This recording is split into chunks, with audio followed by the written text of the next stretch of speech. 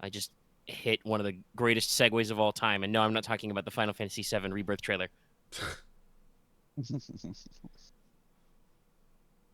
Ugh. And I immediately have to yawn because I'm very tired. I'm sorry, chat. Hey, everybody. Laughing I, again. I woke up early and couldn't get back to sleep, so expect me to yawn until I, get in the flow of Look, things, I and then woke I'll up just be early like, and apparently we discovered aliens or something. I don't know. no, we haven't discovered aliens. Unless we discovered aliens. Yep. But That's I'm like pretty out sure there the latest somewhere. alien story is some crackpot rando showed some fake-ass alien mummies in the Mexican Senate. That's what it was. Which, I mean, pretty easily scientifically disprovable, but very funny we've gotten this far. Anyway, we're not playing Delta Green, a game where you guys would definitely have to deal with weird alien mummies and probably fucking kill that guy. Or falsify it again. And then the alien mummies would, wake up and try and steal your vital essence. It's always my vital essence. Why can't they go for my non-vital essence? Yeah, be all set now. Because that stuff's I guess replaceable. what is the That's equivalent of just that? Is that they That's just try to a eat your porno magic? film. They just try to eat your it's funny you say that, Dallas, but I'm pretty sure vital essence is a slang for semen. But it's We're not having a vital, though. We're having a great monetization here. I guess the Delta Green equivalent of that though is they try to steal your magic points and make you go sleep. Slip. Anyway, Drink your we're not partial here, though. soul. Someday I do need to finish my my desert themed Delta Green adventure. Is spinal fluid I thought we were doing the Jurassic not. Park one. I think we're good for now. Oh yes, don't you worry. I have deserts and T-Rexes. I'll figure it all out. Don't you worry. Anyway, we're not here to do that. We're here to play GenSekai. This episode is after all that, this episode is brought to you by our patrons. You are responsible for this. Thank you. I would like to give a shout out to I just realized that why is my patron document like off center? The fucking text box is like scooched down. Anyway, it's brought to you by patrons like Adam DeHart, Black SOG, Call Me Zed, Carlos Dragon, Ferris, Flightless Icebird, Jeremy Vasquez, JDV 9000, Jester the Fae, Jonathan Sandoval, Starlight, Legendary Boss Hunter, Liam Kester, Regent Raptor, Rise of Kenji, Rogue Robin, Sharvar, Shumpire, Some Guy Named Bob, and Varian the Crow. Thank you for support very much. We appreciate it because it helps allow us to do this dumb shit. Whatever that was. Yeah. Welcome to our, your extra 2.5 minutes of what's up talk. Stuff that we made into a highlight if we had editors. What's the opposite of a highlight? Honestly, I could chip that out because it's right at the front, but that's not really worth it because that's completely unrelated to what we're doing. That was basically just like we accidentally did a Venn diagram of what's up and fail portrayal. Okay. Sorry, I had to clear my nose. All right, we're gaming. So, when we last left off, you have been proposed a quest by the young Hester X Crescentia, who is a spooky little death priestess. Do you want me to tell you what I have written in my notes? Sure. Oh no. Do mission for spooky goth chick. My note says motherfucking Harrow Hog Nonagenimus is here. Well, I mean, you're not wrong about the aesthetics, but I know I'm not up to Moira Quirk's level, but for vocals, I'm definitely chanting Dulcinea Septimus here. Oh, Dulcinea. Okay. That makes more sense, actually, now I think about it. But this whole town is very goth. If you want more goth stuff, read the Locked Tomb series. I almost feel like Omega played like fucking Blasphemous for like 10 minutes and just be like, okay, I'm doing this. No, not actually. Omega, I need you to settle a debate for me. Okay. Oh no. This is a very popular internet debate that I think you will have had no experience with at all. So I can get your unbiased opinion on it. All right. Shoot. I need to know if this is goth or not. Because I say yes, but a lot of people say no. Hang on.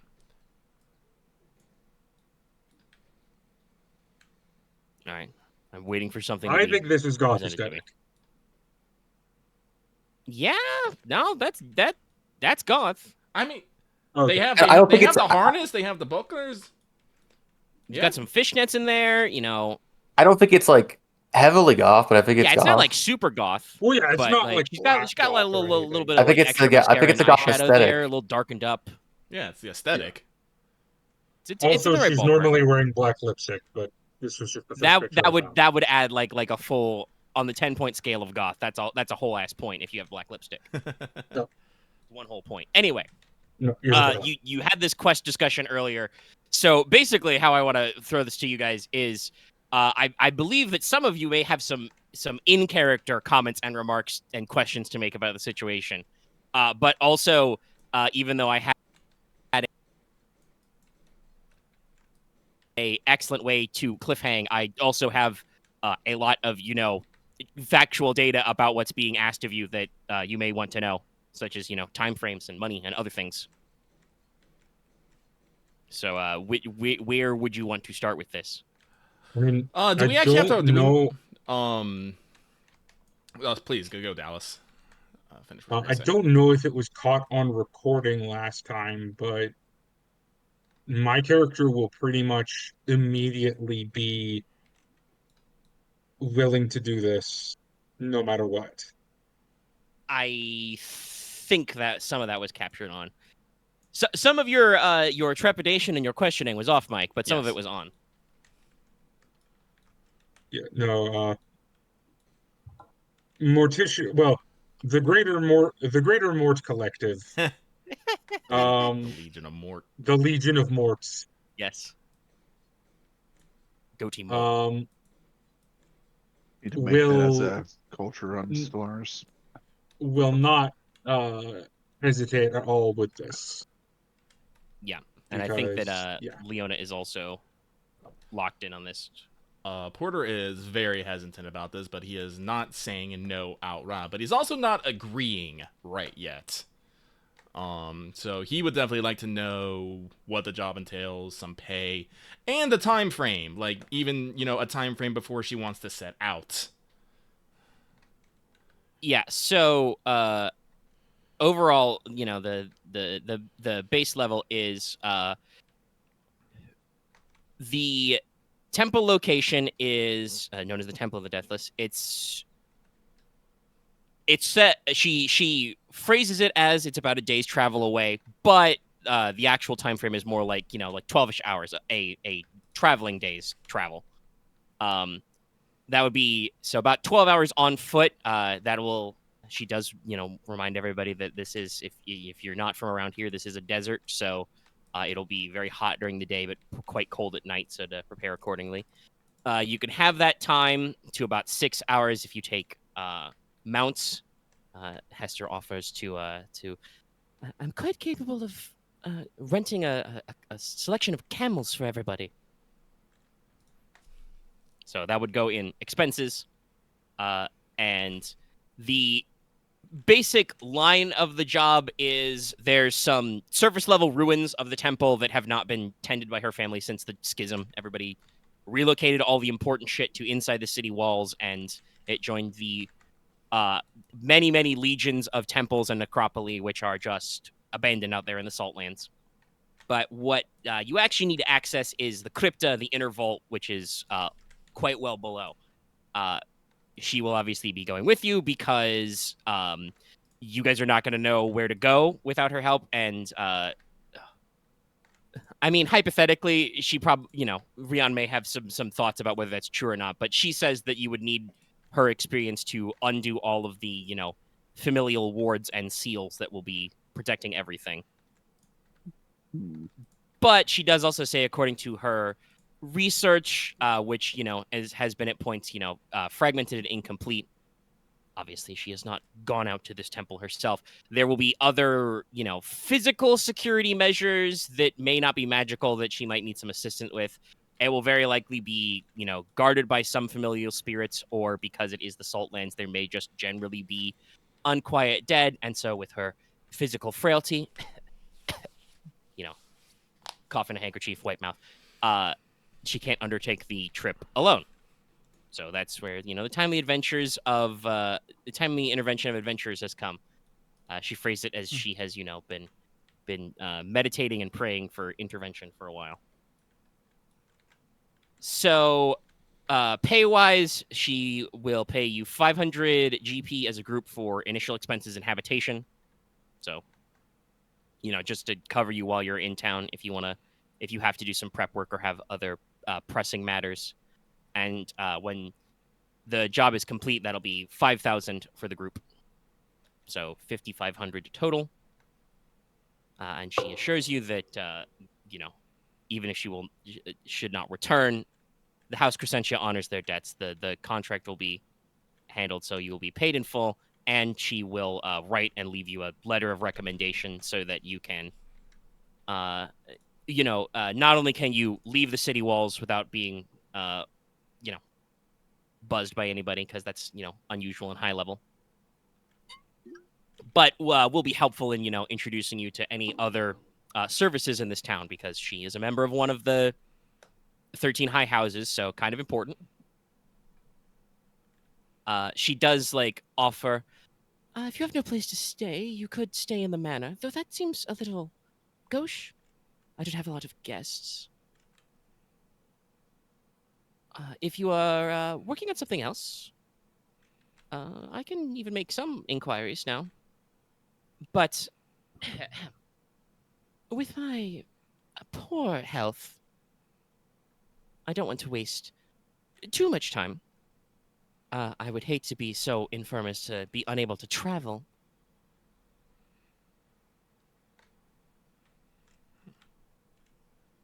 Okay. So yeah, there you go. There's your in brief. All right, so we can probably. So far, we have 2 quests active right now, with probably a third coming up. Somewhere. I think we need to do this one to make the other ones less difficult, or at least less intervened. Well, the letter of introduction will be helpful, but also we can't necessarily leave because remember, Gwen is still out and about gathering information for us with Sir Rimalkin. Yeah.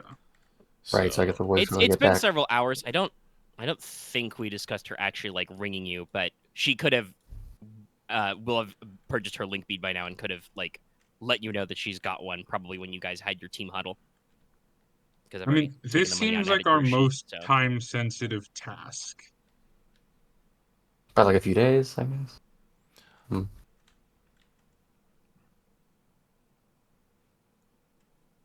Keeping in mind, you're talking about probably an overnight dungeoneering trip, Mm-hmm. So Gwen will be all right in the city for that time period, though. Again, you guys haven't secured any hard and fast accommodations. So if you guys are out, that means that she'll have to return to the airship and crash with the rest of the crew. While the Heavenly Maidens are presumably out doing their whatever. Doing their whatever.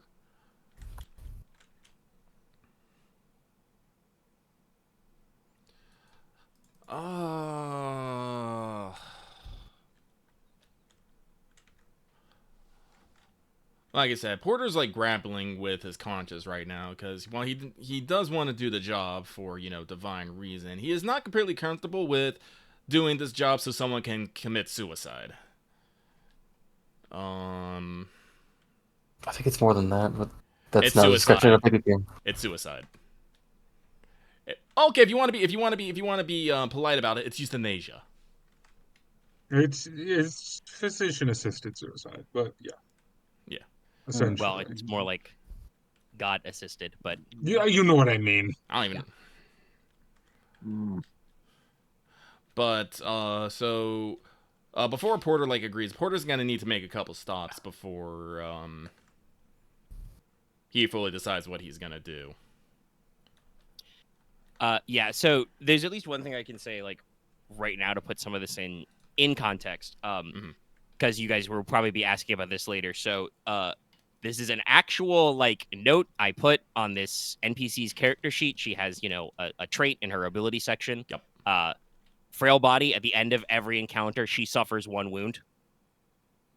So that's not the worst clock in the world, but that's she is on a limited time frame in this life. Yeah. And because that is, counted as in the ability section, that is not something that mechanically there is a immediate alleviation for.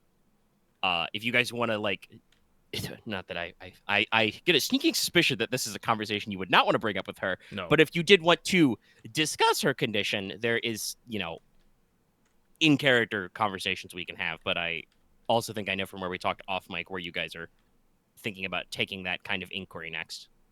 Yeah.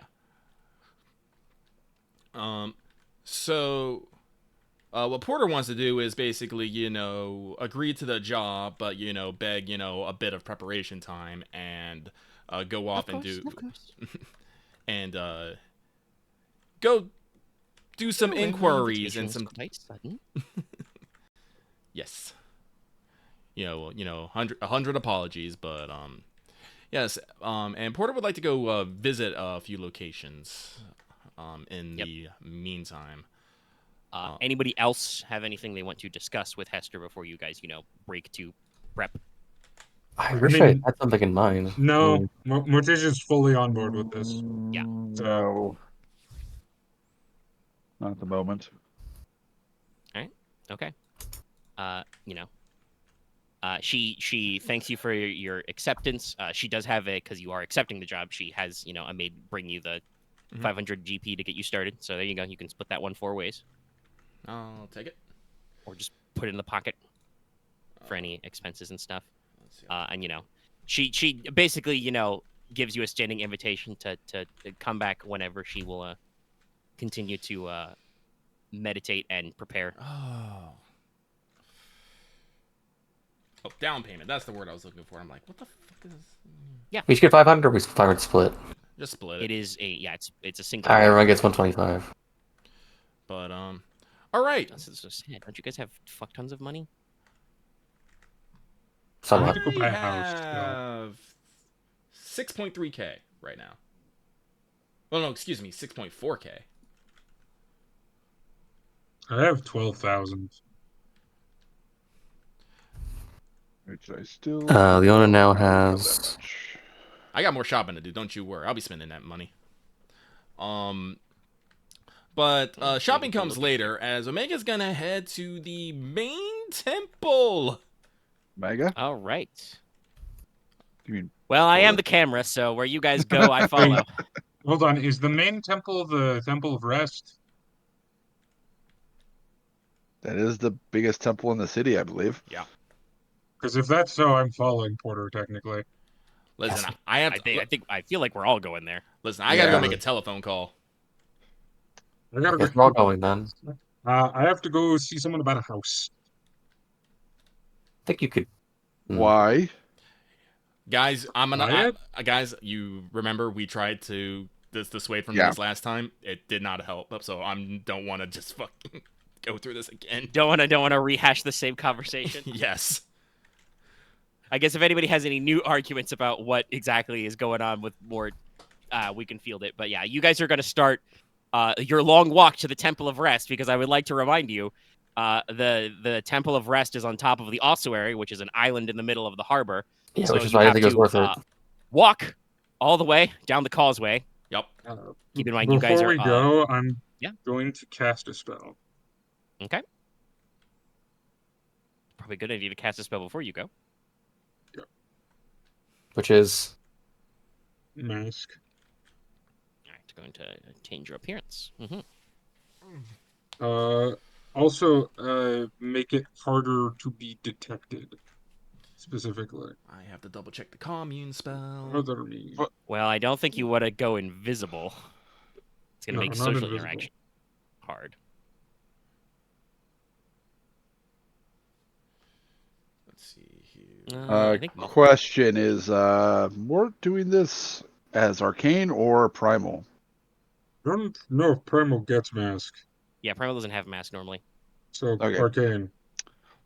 What? Why are you? Why?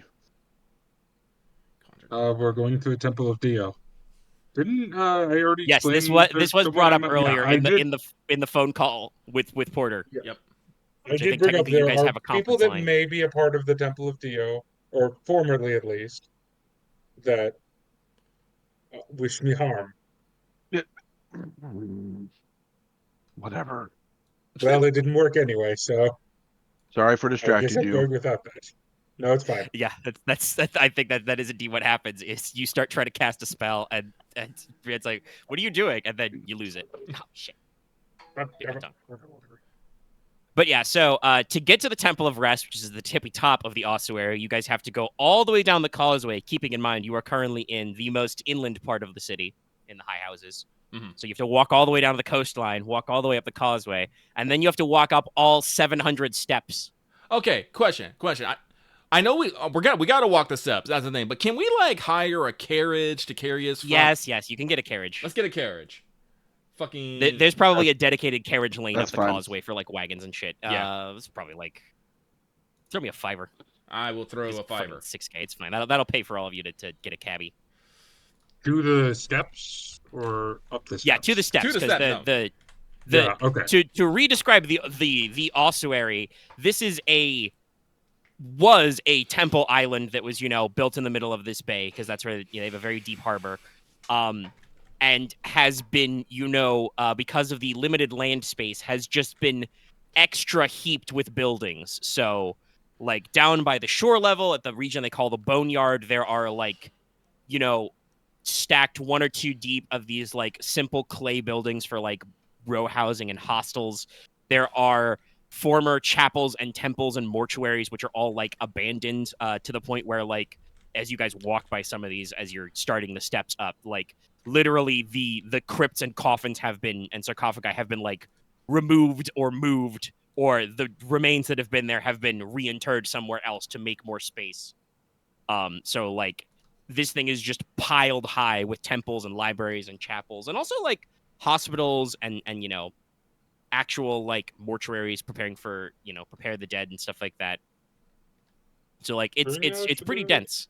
Mhm. And there's a lot of steps. And while you guys climb the steps, I will be right back so you can contemplate your many stairs. I am pausing and we'll be back in a sec. Oh, okay.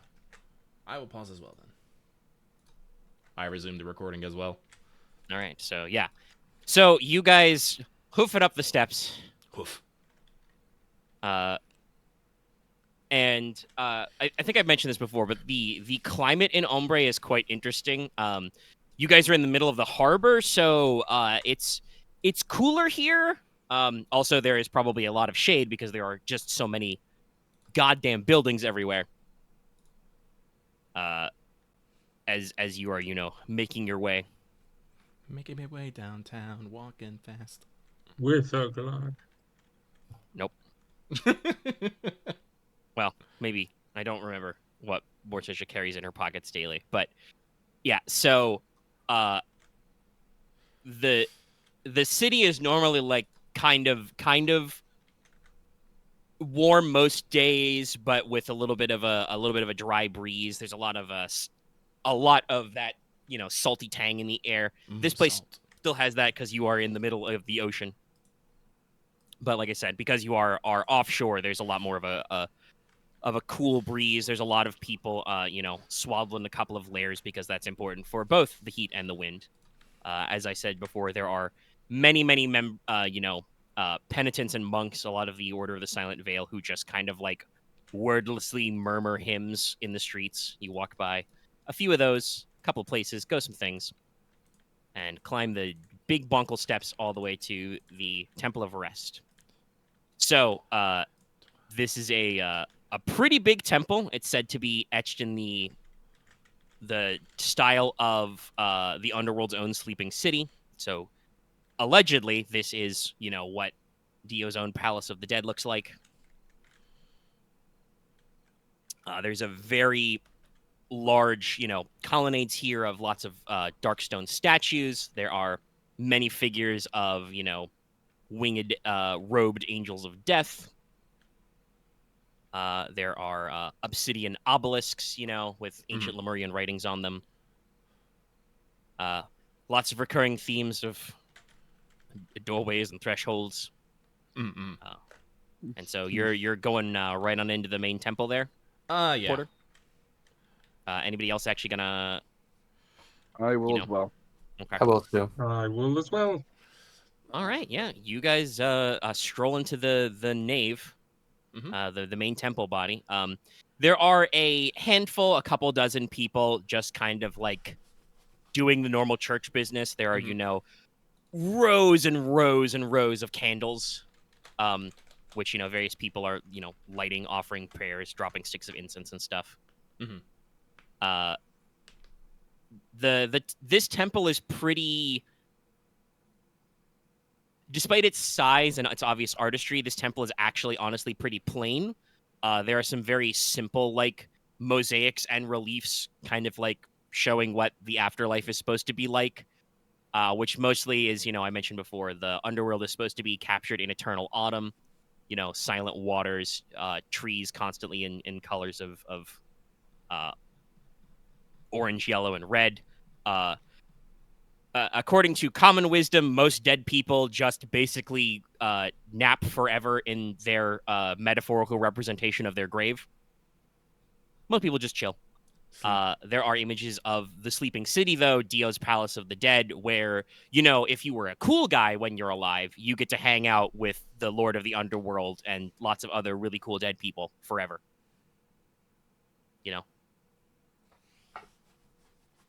There are also probably some depictions of, angels of death, popping in to relieve, valiant soldiers and the elderly and stuff. Some images of some boats. You definitely see a couple of mosaics of some angels of death carrying some oars.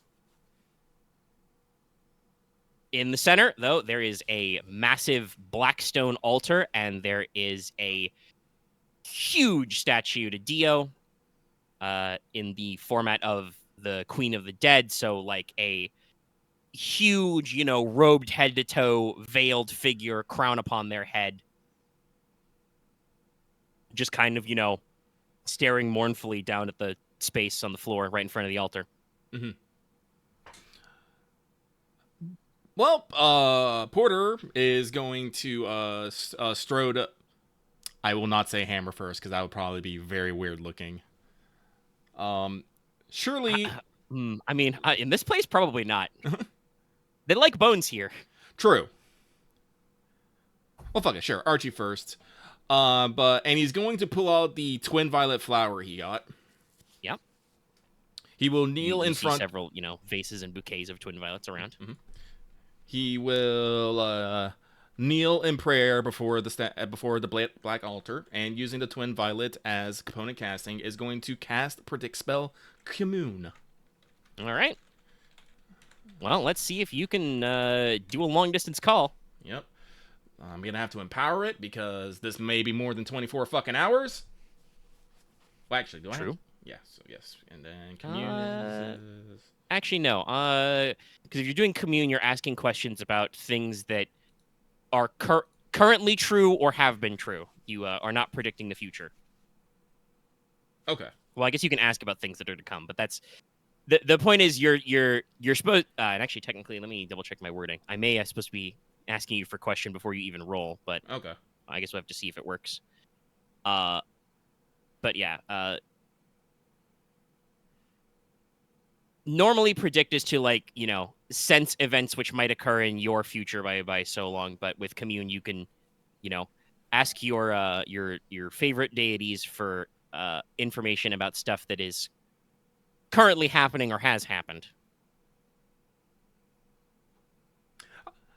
I want to ask about someone's fate. Is that something that's currently happening or has happened? In the medical fucking sense? In the metaphysical? Because the question I want to ask... Well, I guess the question is I want to ask... I forgot her name already. I did not write it down. Lydia. Lydia? I think it's Lydia. Oh. No. Hester. Next question. Close, Hester. but a different biblical name. Is it Hester's fate to die going through that door? Like, is that... Like, the question is that supposed to happen? Is that what's, like, foretold on her fucking hourglass? Mm-hmm. But that is the question. Porter. You could, by the way, technically, you could also, not that you guys have already walked up the 700 steps, but technically, you could have pitched this question to as well.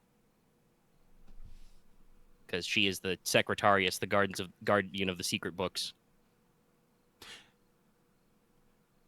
But where is my magic section? Geography. Here we go. Magic. So new spell effects. Commune, instead of asking questions about the future, spell context-specific sign or spirit to ask questions about past or current events. They will answer one question to the best of their ability, plus one additional question per double success. So yeah, you can. That is the question you are pitching is technically answerable as of right now. Okay, but let me double check the modifier. Wait, no, I have a holy ring. That's fine. So it will still just be average because I will not be doing the empowered. I'll be adding a B for component casting, the V for the Vernus Crown. So what? Any of the rest of you doing anything specific? Well, Porter, gets his prayer on. There are a couple of robed priests of Dio who give Porter a little bit of side eye, but again, you are so obviously blinked out and holy that they're just kind of like, oh, visiting priest. Okay. Mm-hmm. Ryahn would probably be trying to find an area where a normal person would give their prayers to Dio. Yeah, you're in the nave, so you would not approach the altar directly, probably, but there's plenty of big, dark stone pews, big black granite pews you can sit in. I'll do there. I'll light the candles I have and start the incense and start writing down some stuff on the paper that I have brought with me. Yeah. Wow. Okay, Porter. Yeah. So you get very accurately answered questions, and technically you can ask up to 3. Okay, so question 1. Is it Hester's fate to pass through that door? I feel like we have this, one of these perfect little, like, almost like movie moments, right? Where like you're sitting on the big, the altar floor. There's probably a big, roundel of some sort, some kind of crest of Dio or something, on the floor. And I'm just imagining like everything else goes black except for like the single spotlight on you, Porter. Mm-hmm. And then, the spotlight also like appears over the giant statue, and we just kind of cut back and forth, Okay, let's see. I should be clear about this because you rolled again double triumphs, and a lot of advantage. So, you cast the spell, you set the twin violets on the altar, you adopt your stance of prayer. It clearly, works as you have this kind of like moment where everything falls away, and just a couple of the petals of the twin violet just like shrivel up and fall, to the altar. And you probably feel as much as hear, but like in a double chorus of voices, one of which is like very deep, very earthy, very rumbly, another of which is very, high and airy. And you're asking, actually, this is a very good question because you've got specificity. Do you want to phrase this as, is it her fate to walk through the door, or what do be her fate?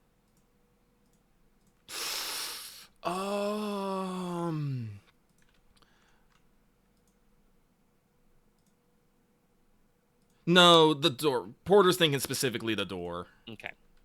I mean, that in general, if you're asking questions with predictor communes, like very specific examples are probably better. Yeah. So yeah, Porter didn't know he was going to get this good of a call. No, I didn't.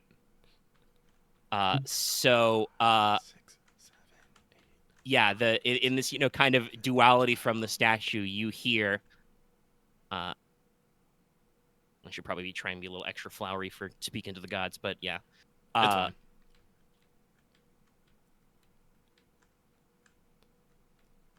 It is mine intention to take, Dio would phrase this as, my child, because Hester is very good at divine magic. To take my child into my embrace, but the manner of the door, or the manner of the threshold is unneeded. Mm-hmm. I have, Actually, no. I'll be creepy. Dio would say we. Yeah. We have other ways of taking this path. What is important is that she is there at the imparted time. Okay. Present day. Okay. Present time. So it's not her fate to. It is her fate to join Dio, but it is not necessarily her fate to go through that door. Okay. The implication is that Dio will have some, special, presumably non-painful way of ushering Hester into the afterlife in that time and place. Actually walking through the door is not necessarily required. And you have 2 more questions if you want to ask them. Well, I have a suggestion for one. I'm listening. I have my own, but I don't if you got one, go for it. How will she relieve her ancestor? Nah. No? We're gonna slap him. Actually, that's a good question. Does Porter care? About the ancestor? I'm pretty sure we're gonna go slap a dude and he's gonna be like, all right, your duty's done. Well, definitely she'd take his place. No, she's not taking his place. Is necromancy evil? No. But No. you could ask it yourself. To herself in the temple. I'm not gonna say that out loud. But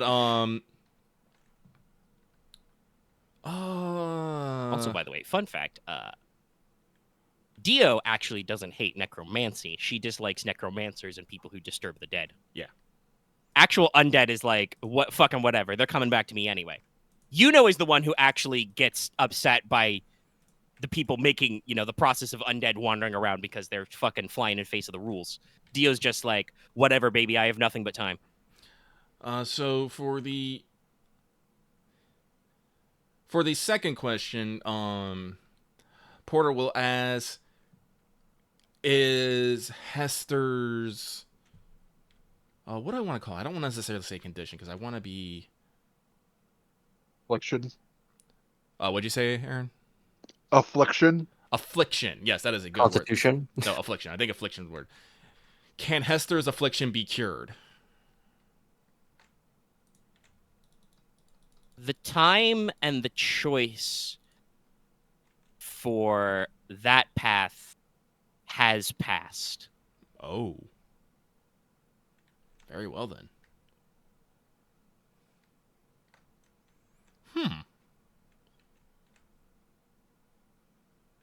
If you got a lot of clarity, Dio will give you a freebie there.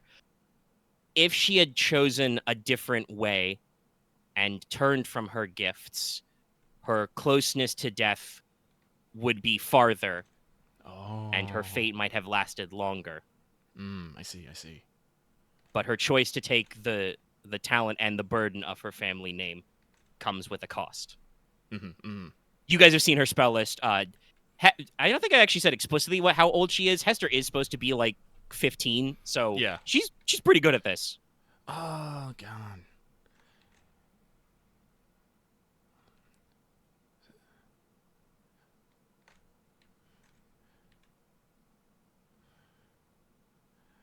Sorry, I'm having a moment.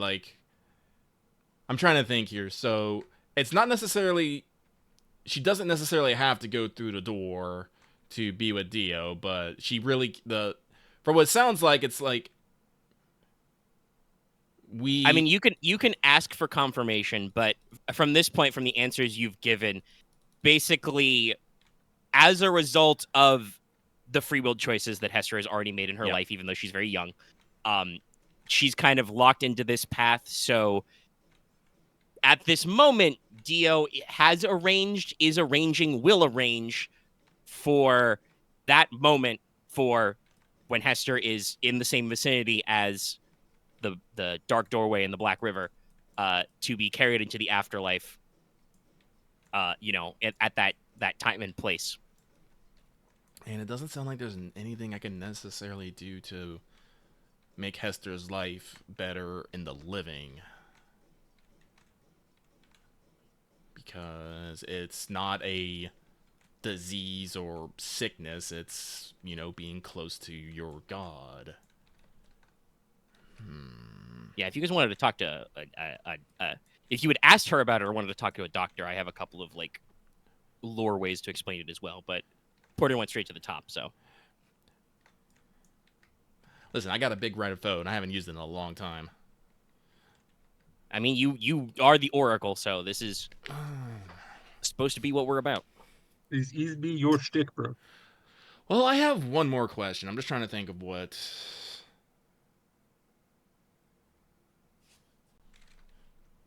By the way, as you ask the second question, a couple more petals of the twin violet like shrivel up and drop away. It's the metaphorical, clock on how long this collect call lasts.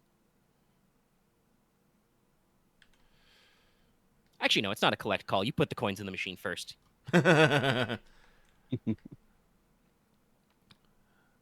Honestly, no. Like, I was gonna think about asking if there was a way that I could prolong her health, but if I can't actually get rid of her being fucking sick, she'll just be fucking wasting away the entire time.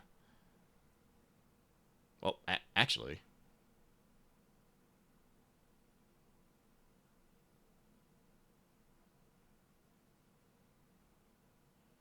He's thinking. Omega. Processing. That's me. You say that the natural effect is basically she wastes away just on general. If I was to make something that would like help her recover, like recover faster and stronger, would that could that offset the sickness? Like not make it so that it's I get rid of it, but can I make something that at least brings it back to neutral? So, hypothetically, yes, you could do something in the short term. Because I phrased it as she suffers a wound at the end of every encounter. Yeah. Normally when we do the upkeep step to roll the recover strain, she takes a wound.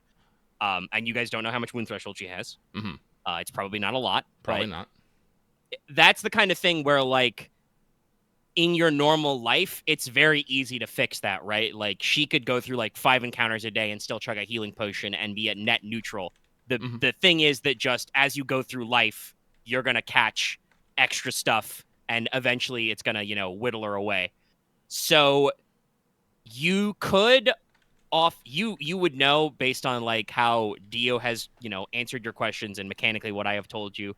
You could probably come up with some kind of magical item that would like offset it, the equivalent of like at the end of every encounter you heal 1 wound. So she's at, net +0 plus or minus any strains or wounds she takes, normally during encounter time. But that still would not necessarily buy her more time because eventually it's still just going to catch up to her.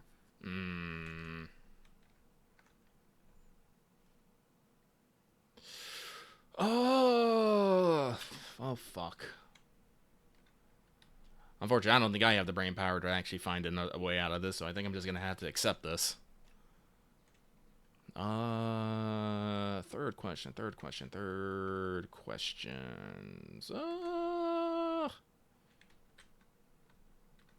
Is there anything I want to ask the god of death?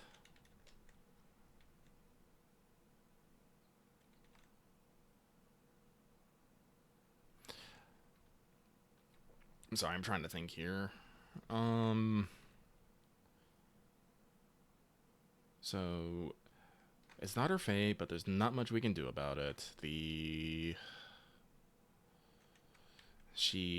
already confirmed that it will probably be as painless as an experience as they can make it. Hester herself wants this. There's no real way of stopping it. Like, so...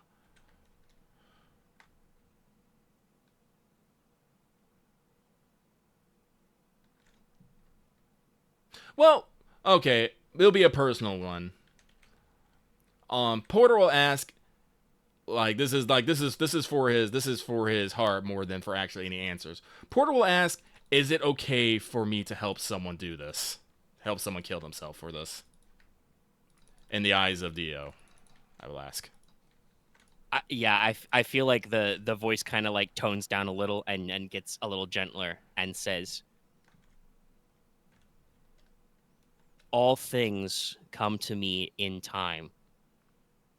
We should all be no, actually we should raise it as, you should all be so lucky that this journey is as welcomed and welcoming as this one. Porter cries a little bit, but he will thank Dio.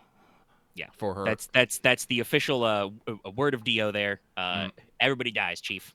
Mm-hmm. But I feel like with also, by the way, with the double triumph, you know, as you go to break this moment, you probably wipe away the tear. You know, the last couple petals of the twin violets are shriveling away. There's just a moment of that says also, just almost like as a whisper, as kind of like the room lights, you know, come up. Be cautious. Your own. How would we phrase this? It is not yet nor your times, but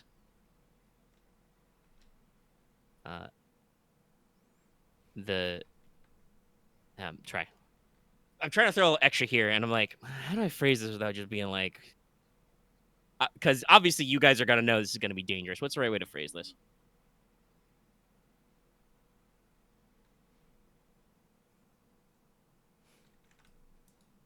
Yeah, it would be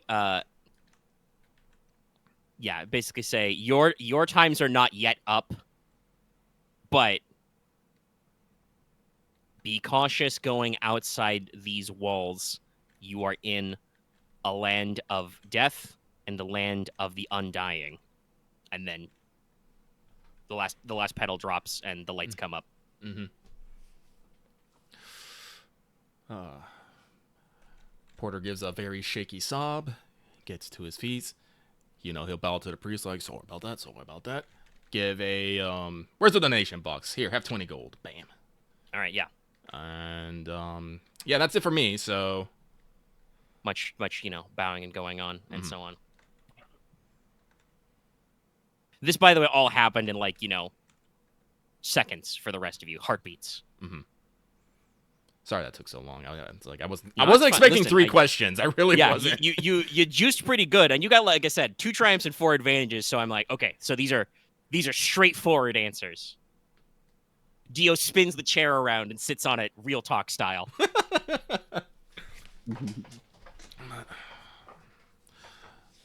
Porter still looks pensive, but. Well, yeah, the God of Death just told you to watch the fuck out, buddy. Yeah. Warned you about accidentally scheduling an early appointment. All right. Any of the rest of you have anything to say or do in this primary? Yes, I have a couple of things, actually. Okay. Ryan's doing his thing. First, I want to talk to one of the priests. Yeah, they're around. There's quite a few of them. So I'm going to speak basically the best... How do I want to put this? Basically, I want to try and speak to them in my natural accent. Yeah, you can. You would speak with a Highlander dialect, Highland accent, yeah. Yeah.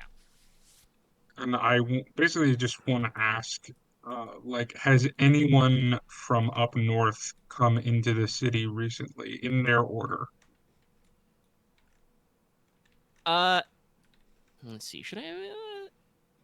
Yeah, just for the sake of some mechanical interaction, roll me an easy charm check. Oh boy. What charm based off of? Presence. Okay, but I would like to remind you, because you own a bar, charm is always a career skill for everybody. Does that mean any? What does that mean? That just means that if you wanted to buy any points in it as a character, you get the career discount. Okay. It's not got the extra 5-point charge. So easy charm check is this. Oh, you got a decent presence. Yeah, so that's, you know, easy charm check is like your basic, like, you know,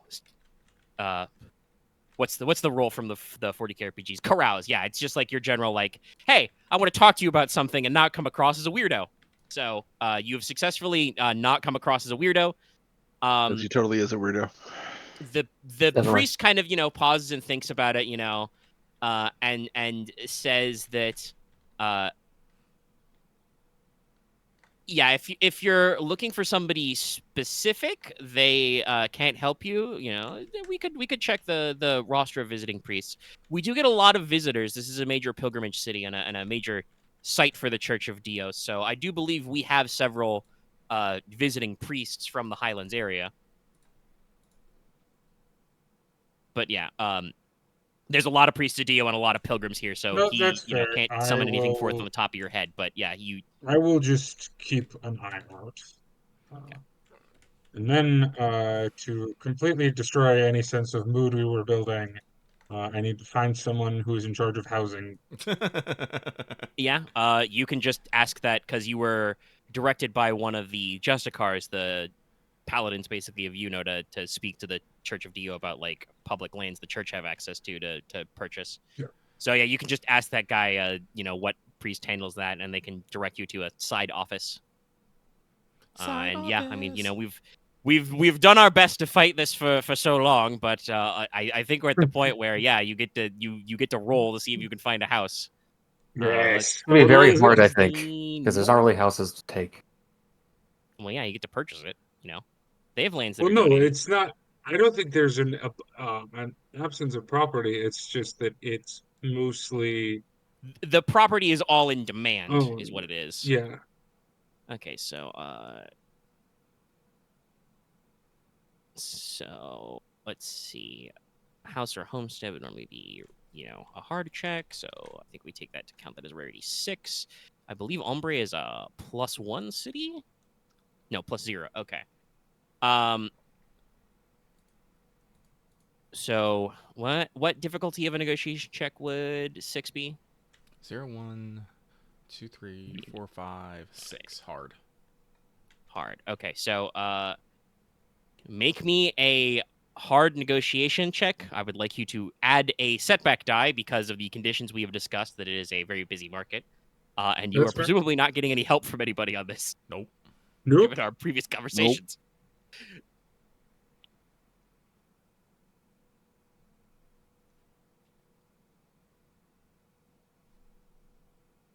Of course. Yep. Okay. They do not have any property available, but if you'd like to leave your name, we can put you on a short list. I will leave my name. All right, you leave your name. Is that, by the way, as Morticia Darkfrost? No, it's as Mortis Darkfrost. Okay, as the regular Mortis Darkfrost. All right, fair enough. Yeah. Because he's the one who wants the house. True. Yeah. Basically, they say that they do regular like auctioning off of unused properties, to raise funds for the church and alms for the poor, but they're not anything on market right now. But take your name down. All right. All right. Versus my plans for buying a house have been thwarted.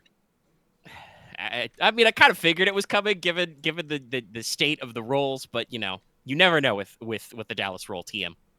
That's very true, as evidenced by my actual results. This could have gone the other way. You could have gotten 4 successes, but a bunch of threat, and then we just be like, all right, cool. All right. You buy a homestead. When you get to the homestead, your friend, the assassin, is waiting for you. She shoots you dead. No, but all right. Any other things you guys want to cover at the temple? Leona, you've mostly I think just been chilling in the pews watching Porter work. So anything you want to do while you're here? I can't really think of anything unless anyone has a suggestion. No, not really. Like I said, this is the Temple of the Dead. So. Yeah. You got any dead ancestors you'd like to leave a note for? I really should have thought about that with Leona. So not currently. Yeah. I mean, Hey, Uncle Tony, you owe me $10.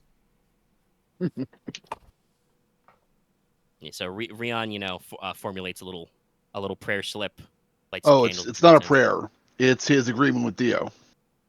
Oh, okay. What you got in this message then? It's pretty much does it once a year where he's writes a message to Dio saying, "I remember our agreement. I may not age, but I accept that death is coming for me." All right, that's good.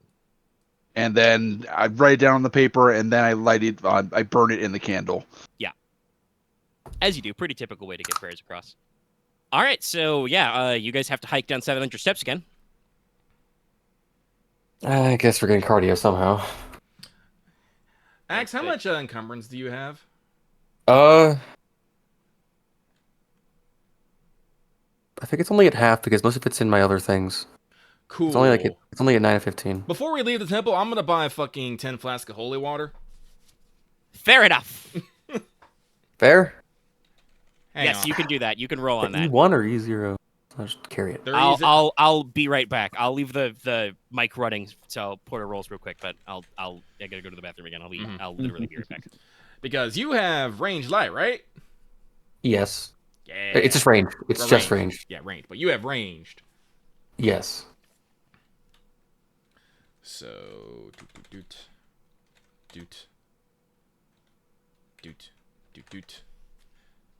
Is my caps lock on? No, I was just being dumb. Oh. And then doot. Jesus. Let's see. I think that's 25% off. Let's see here. Holy water is 50, so that'd be 125 off. That would be 475. 475. Let me mark that down real quick. Holy water 10 minus 475. All right, and I'm giving...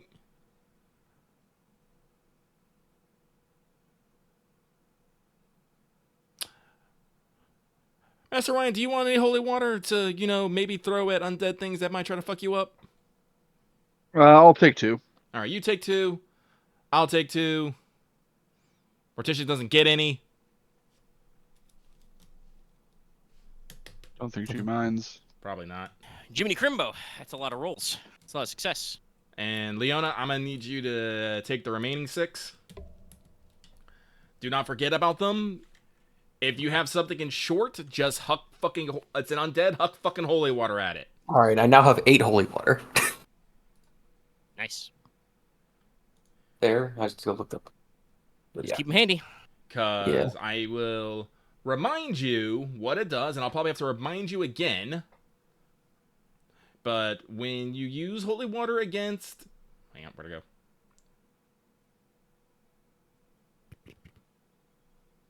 Where did it just... Poisons and grenades. Ah, that's why it's a poison grenade. I was looking at the wrong... Yeah, it counts as a grenade. Yeah, but it's when you throw it at evil creature, evil, which most undeads and demons count as. Yes, it's damage 6, crit 2, and breach 1. Mm-hmm. I have that down in my sheet. Burn 1. Also, if they're engaged, you can use it as a brawl weapon. You can just hit them with the bottle. Yes. Nice. Excellent. So, I think that's good for our, our undead prep. If we see some spooky skeletons, Leona can just yeet bottles at them. Yeah. I have 8 bottles. It's fine. All right. It's 8 shots. More than enough to kill anything that moves. Probably. So, with that... You just need to get Leona a trench coat and a robot hand. Die monster, you don't belong in this world? Something like that. It's also a good one. Oh, it's day 6. I gotta... All right. So, as you guys have done your purchasing and are getting ready to hike down those stairs, get your hiking boots on. Team Mort Collective. You walk by a little crowd of veiled, penitents and whatever. You move around and you start to walk down those steps and you realize, oh, hey, there's a note in my pocket.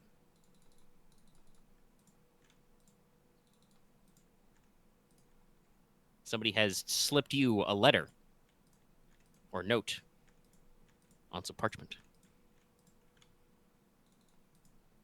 Dallas? No, sorry, what? Dallas, My brain just broke. Yeah, as you've been walking, you have been slipped a note. It's in your pocket. Okay. Oh, God. This is while we were in the temple? As you're leaving the temple, you get ready to start heading down the steps. You discover, I as you will... have a note in your pocket. No. What would I do? Panic? I mean, yes, but like levels of panic. Read the note. Run down the steps. Fall down the steps. Run, boy. I'm run. considering just teleporting. Read the note first. Yeah, you don't But know. then I leave all of you here.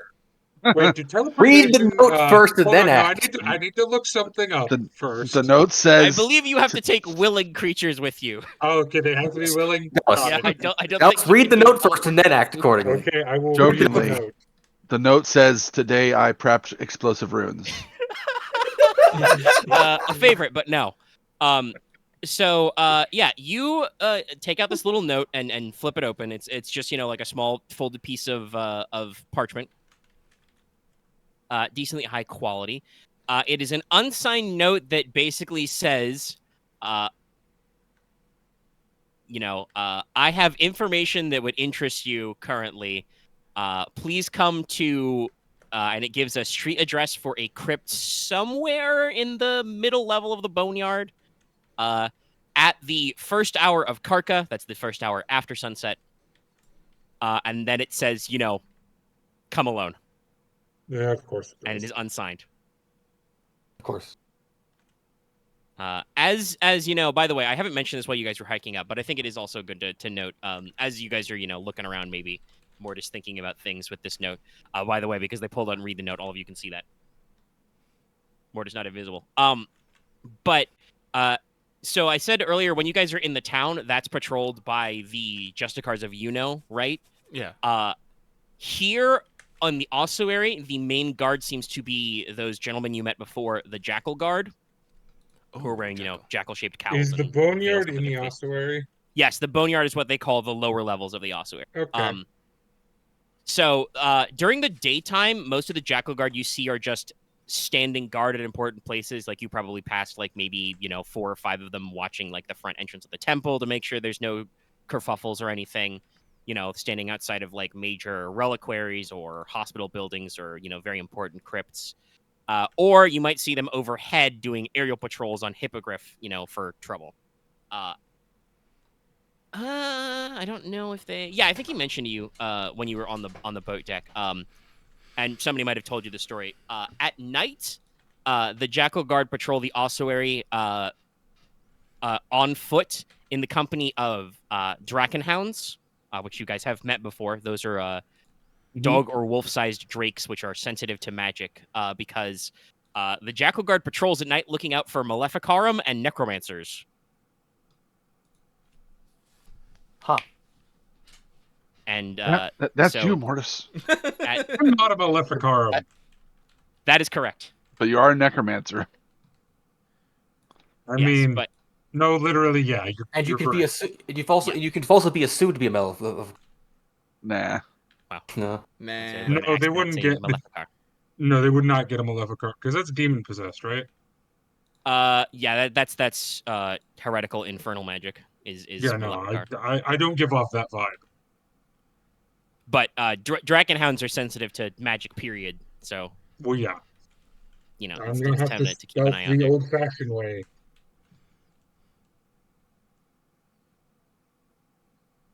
So, are we going to get an inn, or are we going to rest at the Adventurers Guild?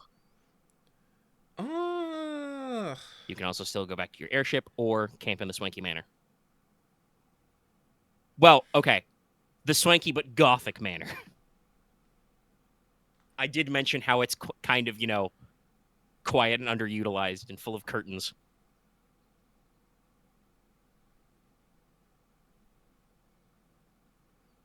Now Morticia is fighting with her politeness versus her need to have her vibe.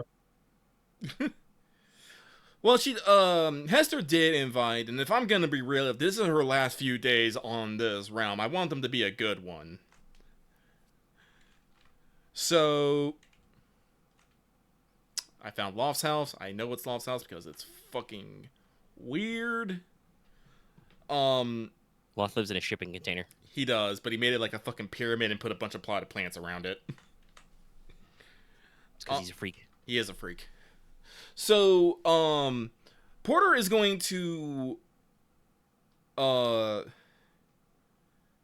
it will stay with Lady Hestia just for, good good company and whatnot. Mm-hmm. Did Porter reveal what the answers he got from Dio? No, not yet. Okay. He's a bit preoccupied, and he doesn't think that anyone else is having these problems at the moment because no one else seems to have audibly questioned this. So yeah. he's trying not to rock the boat by going all out. So Morticia has forgotten completely about Porter even talking to Dio. All right. Well, if you guys are gonna, do anything else, you can start your walk down. Yeah. Cool. Yep. It's... Half an hour later. Actually, I don't know how long it would take you to do 700 steps, but it's long. It's tall. 700. You get back to the causeway. Mm-hmm. Depends on how quickly we want to go down. True. Porter is in. Morticia will glide down. Of course, yes. Ryahn is not levitating. He is walking. No, not with magic. I didn't say with magic. With vibe. Yeah, you're just gonna become the nun from Blues Brothers. Yeah, being a spooky gothic lady means I get a +2 to gliding. God, it just makes me think of the fucking guy from Big Trouble in Little China who just glided everywhere. Yes, fucking Lopan. Lopan, Great. yeah. He just, shows up. Just glides. But, yeah, so, Porter will, inform, basically, Captain Peppa and, Gwen that he's going to be staying with Lady, Cressia, a noble woman. Okay. And, I don't know what anyone else, buddy. But no, his intent is I don't know. Actually, I guess when are we planning on leaving? Do we want to head out in the morning?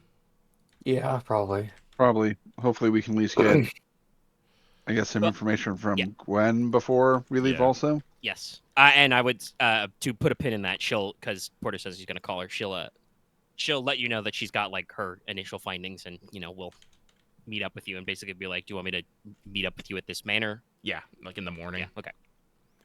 All right. In the morning before you set out? Okay. Yeah, well, we want Gwen to come with us, don't we? Gwen, if you discuss that, would say she would really prefer not to go into the middle of the desert. And she does still have some extra leads she can work on. Okay. Fair enough. Yeah, let's let Gwen not traumatize herself. I would like to remind everybody that Gwen's alias was Snow Leopard. Yeah, she don't do well in hot weather. She is not a desert type cat girl. Also, I'm gonna be honest with you. She probably wouldn't phrase it this way, but you guys could probably tell. Delving the ancient depths of a temple to Dio, probably not high on her bucket list. Oh, also, when we get back to the wherever we're talking with Gwen, Morticia will just put the note on the table.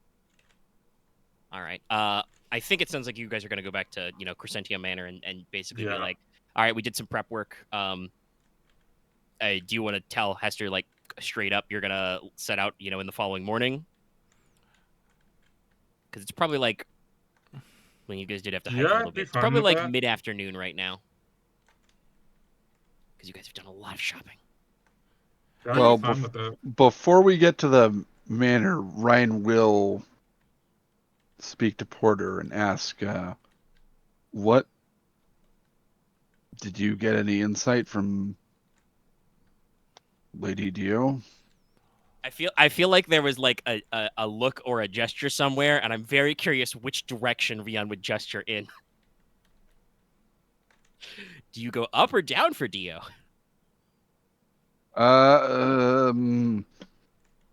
Up? Because like hell, like the bad place is down. There is a bad place to go to down, so I don't know. Anyway. Yes, anyway, you ask Porter that question. Insight? Well, I don't know it's so much as insight as just... He kind of, wavels back and forth and just, like, telling me what I needed to hear.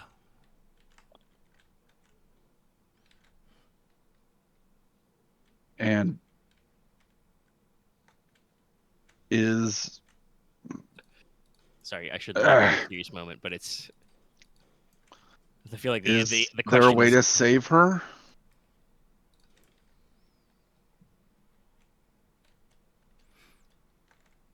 Porter, just looks off into the middle distance and just goes, not with our power.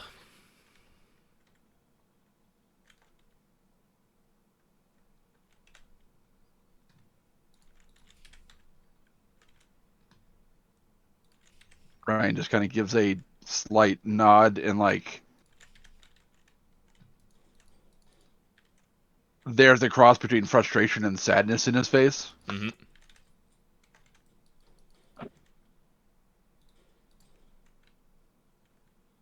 But he won't bring it up again. Yeah, Porter's not too keen to talk about it. Yeah.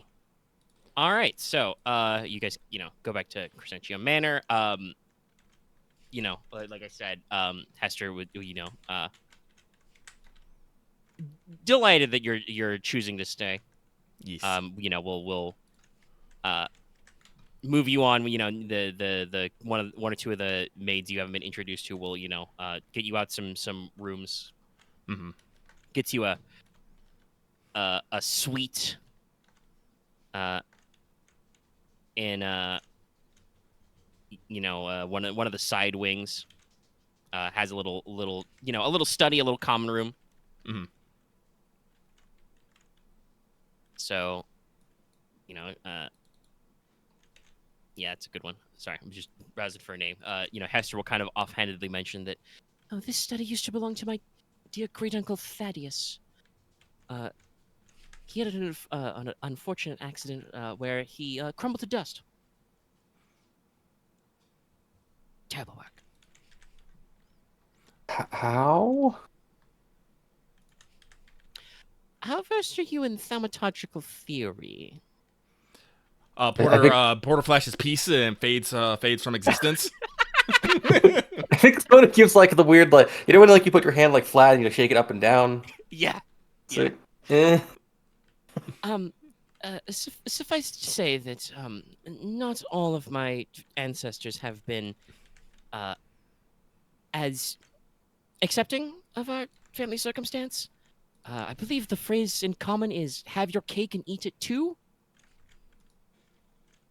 He tried to reverse his bodily damages and weak constitution. Unfortunately, it went the other way. It's kind of like if you tried to Actually, I don't really know if I have a good analogy for this. It's like if you tried to feed a fire by feeding a fire. I guess pouring dragon dust into fire, yes, to put it out. Oh, well, no, that works. If you just blow up fire, that's, I'm thinking more of perhaps, she waves one of her hands at Ryahn.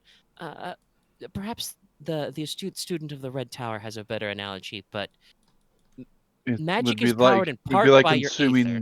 No, yeah, she finishes her thought where magic is powered in part by consuming your own aether. And so if you which is also your life force. So if you try to like use your life force to give yourself back life force, it doesn't work. It's not good. You'd be consuming it twice as fast. And then it would make a recursive loop. Something like that. Uncle Thaddeus tried very hard. It did not go well.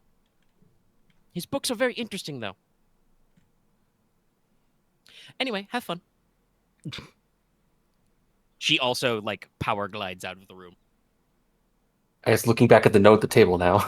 Yeah, the note's on the table. Gwen will have, rejoined you. Mm-hmm. Hello, it's Gwen. Hello, Gwen. Also, I am here. Hello, I am Grimalkin. I will see if any of our cats will be deigned to be petted. Grimalkin will accept pets, but he will first ask, I believe it is time for afternoon tea, sir. Can I get you anything? Tea. Cake. Well, it is mid-afternoon. It is probably tea time, eh? Yes. Yeah, it would probably be a tea time. Yeah, let's have tea time. All right. Once again, you're not sure how Grimalkin manages this, because I would like to remind everybody he is the size and shape of a normal house cat. But he, starts like winding through, legs of the coffee table and just, kettle, flame, cups, pours the tea. How does he do that? But yes, there is a letter on the table. Yeah, I should. Which Gwen is mention side-eyeing heavily. Someone slipped this into my pockets. And I forgot to mention earlier, but it's written on the parchment looks very local. It is written in common, but the style and dialect of the text is Highland. Uh-oh. And it says all that stuff before, go to this crypt in this alleyway at the first hour of Karka at your earliest convenience. We have tips. So this is a trap. Perhaps. No, it's a trap. Or that's what I wanted. Weren't we told not to venture out into that area after dark? Oh, yes, I remember that conversation. But it's like, rubbing her chin and her ears are kind of swishing back and forth. Yep, My definitely only a trap. question is, the only thing I'm having, if this is someone who needs our help, or my help for some reason, that is the only thing that's holding me up. But if this is who I think it is, then I'm perfectly happy to just ignore this entirely. Well, I'll phrase it this way. Mort, you have enemies up north, right? Do you have friends? Yes. Do you have north friends? Can I remember to tell her that I'm not dead? I can't answer that question. But if you do have, but it sounds like hypothetically you have north friends, so like I do. I mean, it's not. I won't say it's a coin flip. It's more like heads it's a trap, tails it's a trap. But if it lands on the edge, it could be something that could help. That's what I'm thinking as well. There's a 95% chance this is a horrible idea. Well, more. Why not? 100% if it's a horrible idea, but Well, more, don't you? You're a slippery boys. You're always trying to teleport into or out of something anyway. Why don't you just, commit to that again? I was thinking that. The thing I'm more cut up about is the coming up alone here. I hate to say it more, but I am not the most slim and stealthy type. I tend to stick out like a sore pork. I'm just imagining as Porter says that he like gestures to himself and anime sparkles, Halo, Choir of Angels. I could probably go there with Leona but I'm just worried that this is a waste of time. Because most of my friends from the north are not. How do I put this kindly to my friends? They are not this subtle. Well, I'll put it this way here. If it's a trap, you'll discover one of your enemies. If it's not a trap, you have discovered one of your friends. It's true. I Either way, have to go. Either way, you'll learn something. Yes. Leona, Gwen, would you mind accompanying me in the shadows? No problem at all. I can take a time out of my I business can schedule. do that, though I don't know if it will be today. Is this Or will it be would be right now? tonight.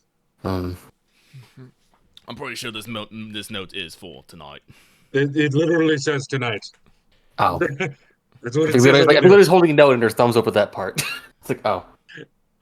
Gwen takes it and like turns it sideways so you can read it in the correct direction. You're trying to like read it back to front. Sundown, basically. Yeah. In the first hour of Karka, which is, like I said, that's the hour immediately after sunset. So, I have a question about the law. Yeah.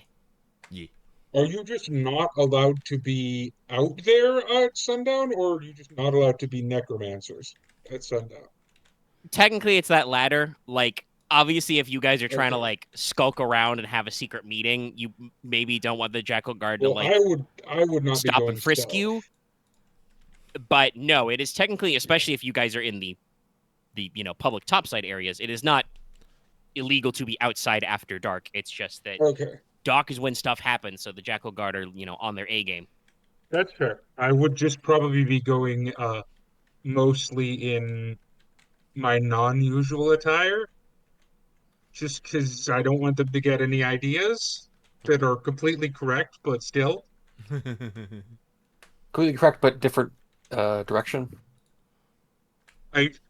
Look, midnight meetings do not leave a lot of room for nuance and explanation. True. Yep.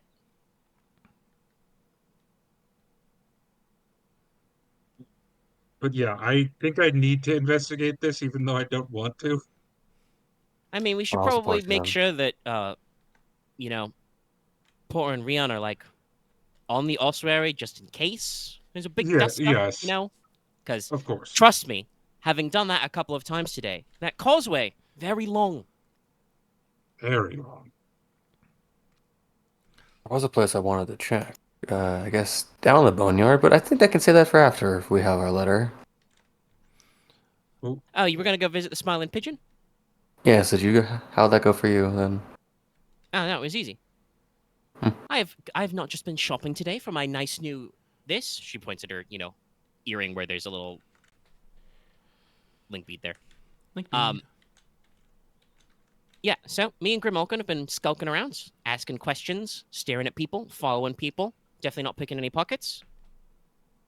I won't condemn you. You can't just sun cut the porter, eye squint, and just. I did find several fat mice, though, sir. There would be a lot in the city. Yeah. Funny thing is, I don't think there's any pigeons in Ombre. Anyway. Leona probably already knows this, so you guys probably know this, but the Smiling Pigeon, it's a front for the local Thieves Guild. They're not actually really big down here. There's not a lot of, normal stuff for them to do. Mostly I think they're just here because Adventurers Guild's down here, and, you still need to pick locks to some traps. Trying to fall in any sand pits, stuff like that. But the general vibe I've gotten is that the Boneyard is the place to go if you're trying not to be found. There's, squatters, refugees, the general, poor who need alms, who aren't stuck living in that salt pile outside. You got some day laborers and workers. Most of them are fishermen or divers. But once you get out of the line of sight of, good old sun, this is where there's a lot of undergroundist activities, if you know what I mean. Interesting. There's 3 big groups you're looking for here. First group is the Tomb Raiders. They split off with the Thieves Guild around the time of the Schism, it sounds like. They kind of operate with the same, structure and stuff. But instead of, protection rackets and confidence schemes and humble pickpocketing, They focus on forgery, fencing stolen goods, smuggling, and grave robbery, which, as you know, is generally not all right in this city. They run a couple of underground markets and exchanges in the boneyard. They back a few legitimate businesses. Word on the street is that they've got connections to the unsavory elements of the local miners' guild, which kind of gives them a little bit of cover. Also means that apparently, in addition to smuggling antiquities and forgeries, they also deal in a great deal of dragon dust. So watch out for that. She makes finger guns. Mm-hmm. The other group is a group called the... She kind of paused to think for a little bit. The Invisible Institute. They're like a rogue group of mages. They don't belong to any of the major colleges. They're all about trying to collect knowledge and techniques which are lost, hidden, or censured. So, because, technically we're about a rock's throw from old Lemuria, they're really interested in, artifacts, tomes, scrolls, all that stuff. They're not usually outright malicious, because they're mostly just interested in, collecting the information. But if anybody would ever use that information, it'll be bad. I think they're the source of all the rumors, if you ask people in dark alleys about blood magic, necromancy, maleficars, vampires, werewolves, zombie mummy hitman. Zombie what? No, what? The third group is, you might have heard already, is the Water Cartel. Don't know much about them myself. Seems kind of crazy to me, the idea that you can sell people water illegally, but yeah, they're apparently mostly out of the desert in the east, but this is about as far flung as they get. They're run by water elementals. Gwen kind of, again, squinting, ears flicking, kind of a little disbelieving. But they rope, some gin and stuff into their number. Mostly they just charge you a lot of money for fresh water, but they also deal in, narcotics and contraband. And they smuggle, tea, coffee, hard spirits to avoid tariffs and taxes and stuff. I think they got some association with the Naval Grave, but yeah, they're down there too. No immediate hits on, anybody looking for a mysterious, wandering dragon-like waif, but, what we're dealing with. Could probably narrow that down with another couple of days of work. All right, well, good work as is, Gwen. Like I said, we'll probably be out for a roll of tomorrow, so if you mind keeping your ears to the ground, then greatly appreciate that. Mm-hmm.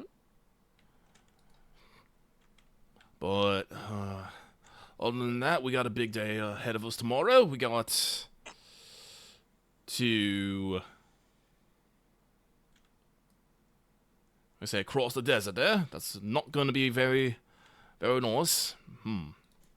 Actually, maybe we should bring some extra water. Yeah, it's going to be hot. Make sure you load it up on water and stuff. Let's yeah. The drinkable kind. As she, gestures at the bandolier of holy water that Leona is carrying. Oh, actually, believe it or not, that is perfectly drinkable. Huh. Seems like a little bit of a waste, though, right? Hey. Big. Well, if I had to choose between, dehydration and, drinking holy water. No, fair enough. But, it just would be a shame for, you to walk all the way there, drink all your holy water, and then actually get in the temple and, for a skeleton to try and, bite your face off. Skeletons bite faces? Pointed look at Morticia. Mm-hmm. What'd I do? No, Gwen asked, do skeletons bite faces? She's just not usually. Usually they're just trying to kill you. Well, shows what I know about blasphemous bones. Been a while since I traveled. They're not always blasphemous. Only mine are. Oh, I have Grandpa for a mount, but everyone else could probably manage with. Actually, I have a mount. Yeah, I know. When was the last time you rode Lemon Lime there? You mean Snickersnack? Yeah. Snickersnack, excuse me. Lemon Lime is the sword. Yes. Which you cannot ride. No. It's not a flying sword. Swordboard. Maybe if you turned it back into a spear for a giant, you could ride it like a broomstick. That would be the sound it would make with Morticia riding it. Anyway, yeah, so Ryahn will Mort see has to a mount. camel. Porter has a mount. Ryahn will see to gain a camel. All right. Hester can arrange it. All right, so with that, we should probably bring some extra water. It's going to be hot. Do you guys want to get any, like... Well, Ryahn has a huge hat. Want to get any particular coverings, or... I'm Yes, actually... I will warn you. While you are Leona has her layers. It will be quite hot, so... I know her cloak negates the usual mechanicals of this. You'll add 2 blacks to all skill checks because it's going to be fucking hot. Fucking hot. Oh, that's perfect. Mine removes you 1. may have to worry about some, like, depending on your weather, you might have to deal with, like, concealment from, like, sand and stuff. And if you do not have access to, enough food and water, especially water, you will not be able to make checks to recover strain at the end of encounters normally. I have been thinking of switching out my thermos for a purifying tanker. I'm going to see if I can find one in town. Oh, shit. Is it time to go shopping again? It might be time to go shopping again. Let's see, I have the cloak that gets rid of one of those other heats. I want to have one of the blacks. I have a... Actually, does the parasol actually remove? Let me double check the sword parasol real quick. I like it because I also... let's see here. Because I have my cool guy shades. That blanket only matter if I'm sleeping in the place. Sunshades. Oh wait, no, those are just... I mean, no, you can wrap yourself up in a blanket of security. So I have that and the cloak, so... I have a blanket of security too, but that's a blanket. I don't want to go through into a decade in a blanket. That seems silly. Fair? Let's see. The sunshades only remove from bright light. That's not directly that. But let me check the sword parasol. It doesn't say anything actually about removing sand. It just has accurate 1. That's accurate 1. I didn't realize defensive 1, deflection 1, and disorient 2. So I actually have no actual like heat protection. Interesting. Yeah. Like I said, so yeah. Let's see here. What would be good to negate heat? I'm going to need a purifying tankard, because I've actually been wanting one of those for a while. I have a thermos, but I'm like, I really don't need this thermos. Let me see here. I'll sell it. I'll eat it. I'll eat this burritos thermos. And then I'll see if I can find a purifying tankard. Do I have just straight up water in my portable vault? Just barrel. At some point, I think all of you owned a water skin. I have a water skin still, so... Okay. The main thing was that you were all very sad that it's that water is heavy. Yes. When we started this game. I'm fine now, so... Let's see here. I got Gil Potion. Actually, is anyone actually gonna think, like, well, you know what? No, I'm gonna sell this cold resistant potion and this fucking heat resistant potion. Well, I mean, if you drink the heat resistance potion, that will... Yeah, how long does that last? Remove the base. Let me check. I'm in gear anyway. Potions...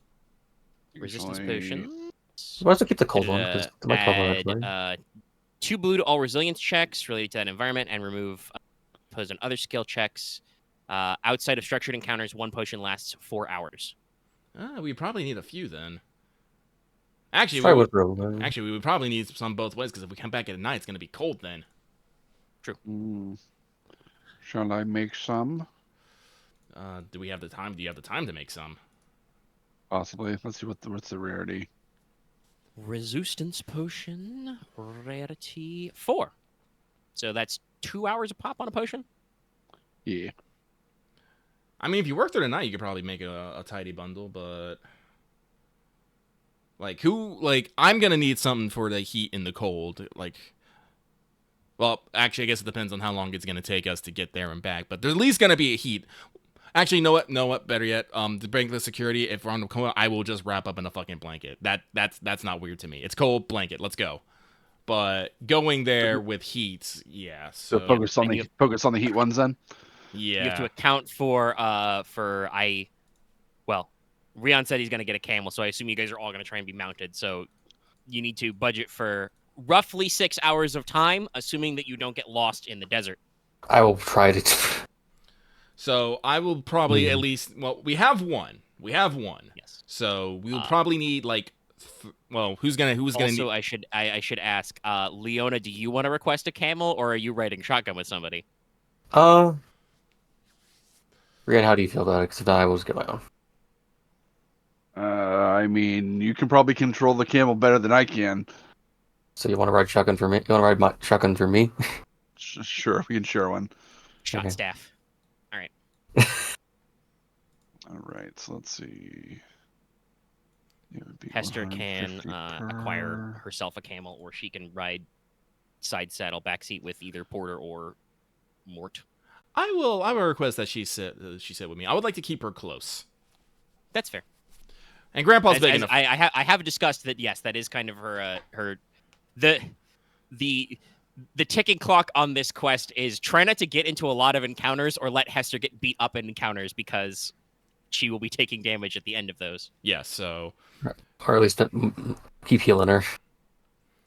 I mean, she can heal herself. It's just that eats into her strain then. Yes. So I'll put her on the back of Grandpa. That will probably keep her safe, and if need be, Grandpa can just nope out of things. He is very good at that. Yeah, I think. What's your current casting pool, Porter? Are you Will 5, Divine 5? Yarp.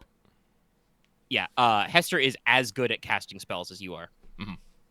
Damn. Her no rules is only 3 though, so it's pretty mid. But her like raw talent is very good. She is literally a prodigy.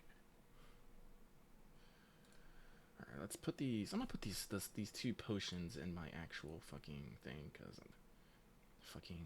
Yeah, so you need to budget some potions. I'm just gonna get rid of this one. Yeah, so I will just need like 1 heat resistant potions, and I have this cold resistant potion in case fucking shit goes weird coming back. I'll also let. I have an ice. I have an ice breath potion. Actually, didn't you have some sort of like water elemental thingy? Yeah, water dragon breath.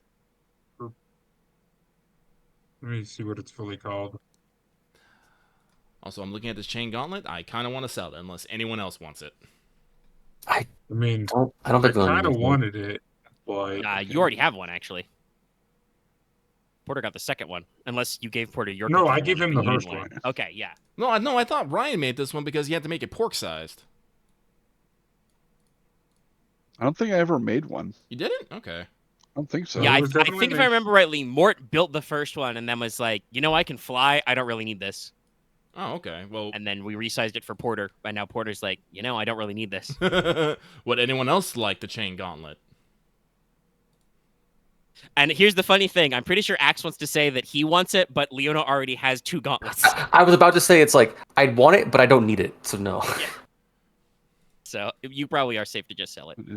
Also, by the way, you don't need to worry about Hester in the environmental dice. She was wearing robes, which account for this. Morticia does not want it, but she will request that when you sell it, you make note of who the craftsman was. Gotta get my brand. I can do that. So what would the... Oh, sick.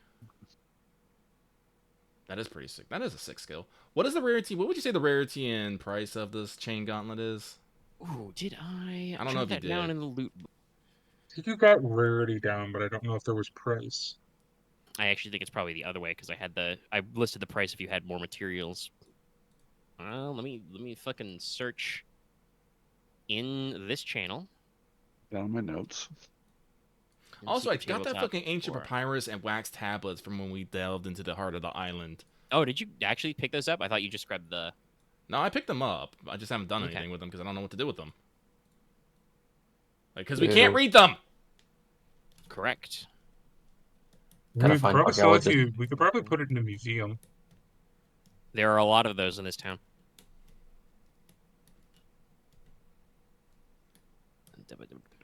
I would like to just get check. I mean, not Axe. Omega. Out of character. Do these actually have any narrative benefit or anything? Nope. Didn't think so. I will donate them when I go out to shopping, and get rid of them. Be on. Goodbye. Yeah. They were just pocket lint. Pocket lint. Do I have? I know I have some potion of the water dragon or something. Elemental flask of water. That's what it is. Yeah, water essence. Omega, will I have to roll to find the ingredients for the potions, or can I just pay at value for them? Yeah, you can just pay the half cost to find the ingredients to brew your own. Okay, it's just rarity 4, so. I also have a dragon potion. That's a different one, though. Yeah, you guys have some dragon blood somewhere. I have it. No, it's not dragon blood. Perfect. Let's see here. Yeah, I do not have a. Well, at least what I typed to you guys, I do not have a cost listed for the grapple gauntlet. So please hold. All right, so that's 3 of them. That's. God is calculating. That's fine. Right. I gotta pull up the fucking purifying tankard that I want to buy anyway. All right. Yeah, that sounds about right. That's each one. So we'll say that the gauntlet is. God, I literally did this math and I looked away and I don't remember what I. Yes. Okay. I hate when that happens. Unironically. Yeah, we'll say that it's 164. 164? Okay. Yep. 160. It's not super expensive, but it is kind of a unique device, so there's a little bit of merit in it. All right. How much would a couple casks of water be? You think? I mean, yeah. Whatever the cost for a full water skin is, probably. You don't necessarily have to get it in skin form, but that's what water is like. Where's that table? Let me see. Table 6, gear. It doesn't have a value for me. Water skin. Second. 5. Batch. Water skin is 5 gold, rarity 1. Here we go. Well, and it contains a day's day's worth of water for 2 people. Yeah, so that equivalent of water is 5. So we each have one. Will you find for 2 days, I guess. Assuming everybody still has their water skins. Actually, does Mort even need to drink water? Pretty sure. Yeah, I'm pretty sure Mort got rid of his water skin earlier. Yup. Don't need to eat and don't worry about it. I got rid of my water skin the first game session. I do not require this. All right, so how many heat resistant potions were we needing? I need 1, and anyone else who's probably going to be going will need 2. So, yeah, I'll take. What is the? I mean, I actually don't think that Leona needs. I have the cloak that reduces the heat by 1, so I'll still be affected by it, but not like massively. Okay, so Leona might. Isn't heat resistance based on resistance? If you had to roll to like resist the heat, yeah. Yeah, I don't need. You do take 2 black die on all other skill checks, because of how hot and arid it is. Because none of you are elps who get free removal of environmental bullshit. Well, specifically of their environment. If you guys were all Carmel desert elps, you would just be like, desert? Don't fucking care. It's like, cool. Okay, so I'll probably need a heat resistance potion. All right. 3rd batch.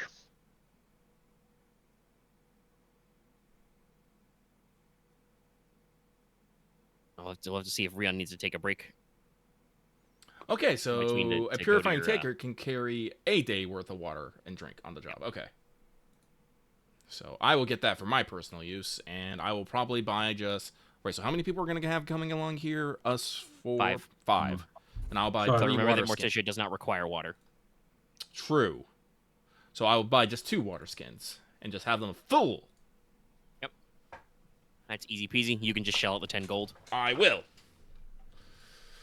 And I presume that you are buying your water from a legitimate merchant. Yes, I am. You don't want to go to the underground water market. I do not. Why would we need to go to if we're like going to have to practice living downstairs?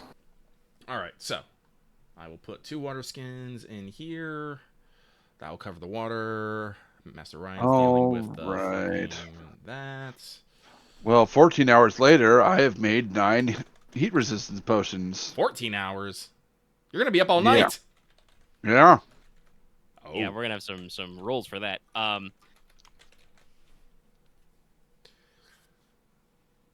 But it's we can figure that out in a secarino. Okay, so I guess just one more chopping / engearing check. I think the heat resistance potions is your best way because there is warm clothing. I don't think there's. Yeah, I did not do. There's not separate desert clothing. 0, 1, 2, 3, 4, 5, 6, 7. We have to find our way to the desert village before we can find the desert clothing. This is a negotiation check looking for the purifying tankard. You got it. I can find one. I have to pay full price for it, though. Let me... have you already knocked off your 10 gold for your water skins? Yes. Okay. If you hadn't, I was going to give those for free, but we don't need to worry about the... No, I'm not too worried about reflex. The thing ain't that expensive anyway. It's only 75, but... Right. So that's 75. I will... Fuck it. I'll just take fucking quarter cost for this. I don't want to fucking be here forever. So I'll get 42 back from that. So selling, that's 42. I just need this shit gone. Buying, that's 85. So, last thing I guess is meals. How do we want to do this? Do we just want to buy some fucking desert rations and call it good, or do you want something fancy? This be a good time in general to check. How many dungeon rations does everybody have left? I got 4. I don't have any, actually, I don't think. Let me check here. Man, healing gas, punch, salt stones, goods. Yeah, no, I have none. Yeah, I don't have any either. All right, so you guys will indeed need to buy some rations or make some meals ahead of time. Let's see here. Unless you want to have Leona forage in the desert. I do not. I feel like I can just kind of avoid this conversation for the most part. So you can, but let's see here. Let's plan. I might have thought about like springing this a little on you later, but I will also say while you're planning, Hester will obviously be going with you. Her maid staff have bundled her with a suitably large traveling pack full of medicines, incense, offerings, extra water skins, more camp gear for her, and her own rations. So somebody or somebody's mount will need to take her E4 pack, as they've just bundled her with all the shit she needs for a day trip. Probably not me and Leona's camel, since there's 2 of us on it. I mean, I got the vault. I can... Actually, what is... Mort's just gonna fly, isn't they? No. They can Snicker Snack. Oh, that's Snicker No, Snack. I was gonna use Snicker Snack. Yeah. Would you mind taking their big saddlebags? Yeah, doesn't Snicker Snack have got them? Well, actually, what is your encumbrance with Snicker Snack? Actually, my encumbrance of Snicker Snack is 28. Would you mind taking the pack then? No, not at all. All right, thank you. I'm only using like 5 of that. Very well then. Being a skeleton horse and also having saddlebags, Snicker Snack has a fuck ton of encumbrance. Oh no, never mind. It's 38. I forgot. I got the approved saddlebags. So be a little better. Actually, let me double check here. Let me look at the game master because I like the idea of making the meals so we can maybe get bonuses, but game master. And I do believe you still have the intent for the troublesome trio and the other 2 guys hanging around to at least check out the meeting point at night, right? Yes. Yeah. Well, Lucky's looking that up. My Audacity is doing a little bit of a lag, so I'm going to stop it for a second and reset it. Cooking meals. Refresh, social checks, preparing meals, reduce, heal all strain, restorative. Yeah, so probably not for breakfast, but maybe like a lunch and dinner would probably be good for a meal. So probably like dungeon rations in the morning so we can get out the door, and I will... Let's see, where are those? Where are those? What? I mean, I will suggest something since someone has survival, right? Yeah. Yes. We might want to have like our meal be our midday meal where we're not traveling during the heat of the midday sun. I mean, I don't know how long it's gonna like. That's what I said, isn't it? Oh, okay. I thought you said something about dinner, and I was like, well, maybe lunch would be better. So that's what I meant to say.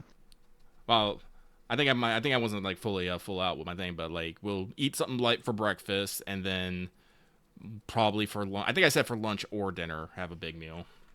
Okay. But where are those recipe cards? Because it might just be easier to buy for that and then make it. That is the point of them. Recipe cards. Let's see here. Set. Let's resume. Tart, bone broth, cinnamon buns, cream, blanchette, eggs and bacon, green salad, gilled sarnie, bananas, herbed fillet, horse bread.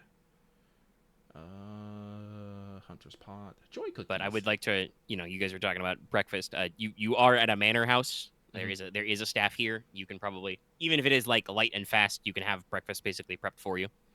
Yeah. Probably just toasted bread and porridge. Sounds good to me. Sounds fine.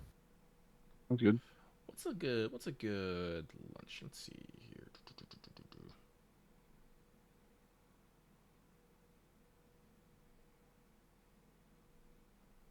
For traveling, probably not. Probably something in sandwich form or like. I thought it would already be. I didn't expect it. Ow! Punching my mic arm. Let's see here. Guild sarnie. That's 1, 2, 3, 4, 5, 6 ingredients. Probably all fucking common. I hope.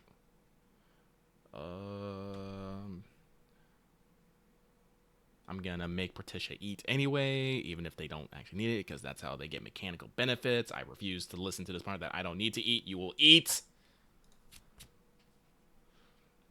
I think you've broken Mort of that habit at least. If Porter's cooking, they'll eat. But it's not like you need to like put them in the math for dungeon rations or anything. No, so that will probably be 30. That's 6 ingredients per serving, so that'll be 30 gold for 5 guild sarnies.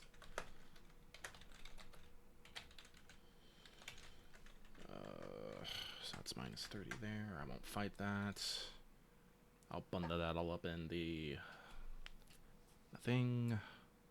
Got water, got lunch. I probably should just have dungeon rations though, just in fucking case. You never fucking know. Yep. How much are there? That Does might anyone be a have good idea if you guys are out? Does anyone know dungeon? Ah, fuck it, I'm right here. Is this in gears and consumables? Gears and consumables. 1 day of dungeon rations is 2 gold per. Rarity 0. I'll just buy another 10. I'll just stick it in the portable vault. Yeah, so Ryahn is stuck in your little sweet study, just making the fucking sound of the alchemy station from Skyrim over and over again. Yep. Porter is, buying and then, sandwiching up a storm. Yarp. Other than, just the general inventory we're doing, Leona, Morticia, are you guys doing anything in particular to prep? Let's see. Well, 1 water skin. Well, expert water. Honestly, for the journey to the desert, no. See, with the cloak, it only removes the 1 from environmental check. It only removes 1 from 1 black. So do you think I'll still be okay? So the purifying tanker will go. You know, it depends on what kind of checks you're gonna make. You'll probably make a survival. You will probably make a survival check to make sure you're on the right course and you don't get eaten by a sandstorm. But I don't know. Do you have knack for survival? I do actually. Yeah. So you would eat the penalties on that anyway. And the Traveler's Charm is also gives you a bonus for resilience. So you might have to worry about riding checks, but that will only be if you are trying to do something extreme with your camels. I think we'll be okay, but yeah. I will not be trying to do anything extreme on Grandpa. No. Also, Grandpa is, intelligent, so you don't usually have to make writing checks. You just are like, hey, Grandpa, can we go this way? I love Grandpa. If you decided to have Grandpa scale a vertical cliff, maybe I'd make you make a writing check to stay on. Well, that's why you're getting camels. It's all off-roading, baby. Camels, by the way, do have a stat block in the mounts. Camel up. Bum, bum, bum. They remove, Arabian Nights. Yeah. Do note that camels are each individual camel will have an encumbrance capacity of 12, and so you'll need to rent the 1 extra. But they are stubborn, so they do upgrade the difficulty. You train them once, but also they upgrade their discipline checks to resist fear and coercion once. Camels do not give a fuck. And they don't have a spit attack. No, they don't have a spit attack. That would not cause sufficient effects. They're just ornery. Cause strain damage. That could be there. That would be funny. Just psychic damage. Did that thing just spit on me?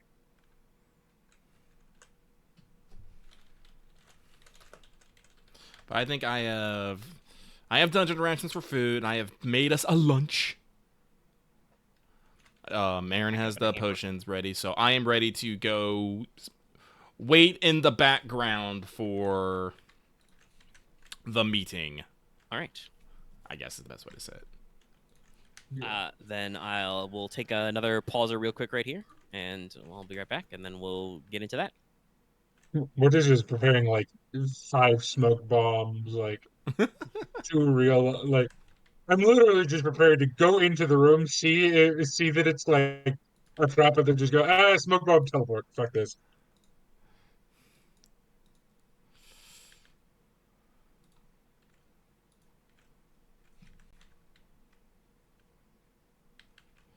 Just yell, not it! Run.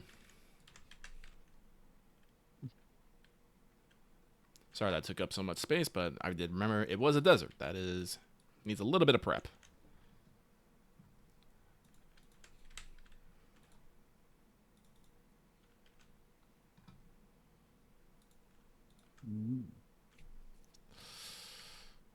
Sort.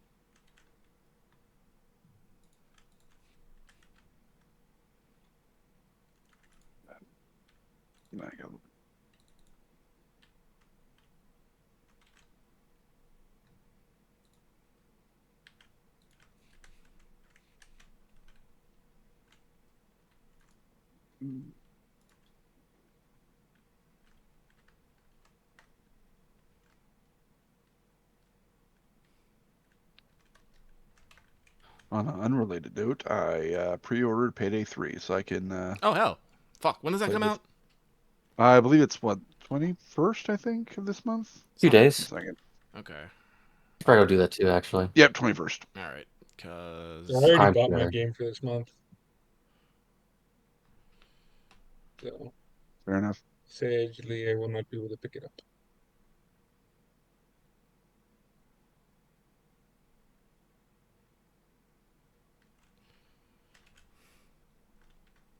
Give me those treasure chests. Sweet, sweet treasure.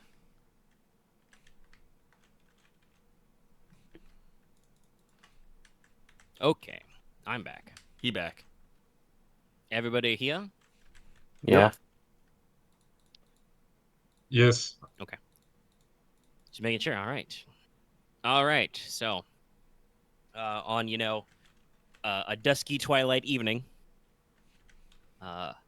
Porter, will Ryahn take some time out of his rapid fire bottling? Yeah. Set it to simmer. Yeah. So but Porter and Ryahn, you guys kind of hang back on the main streets, looking like normal tourists, pilgrims. I'm sure we can get a pilgrim look going off pretty good. Mm-hmm. And so you guys kind of mind your own business, and then a terrible trio of the ladies are gonna stalk into the night. So how incognito are you being? No, excuse me. Oh, me? Well, yeah, in general, you Not at all. Okay. Because I'm supposed to be there. Sure. All right. Okay. Leona, what's your subtlety level? I try to go for inconspicuous instead of hidden. So Okay, I guess. right. Fair I mean, enough. when I get to the meeting, you're literally supposed to hide. This is true. True, but just walk there, then I can find other places to hide. Okay. All right, so Leona's not going to try and hide until you get to the spot. All right. Okay. Gwen will be hidden the whole time. She knows what's up. I should probably follow Gwen's example and just go hide among the roofs then. Stealth. Well, that's not going to be very helpful. You're going to run into a roof. Yeah. You got to go down some dark alleys inside some shadowy tunnels. Go to some lost chapels. I'll just go to hide then too, because it's probably I'm just not thinking about it right. You go ahead and roll me an average stealth check.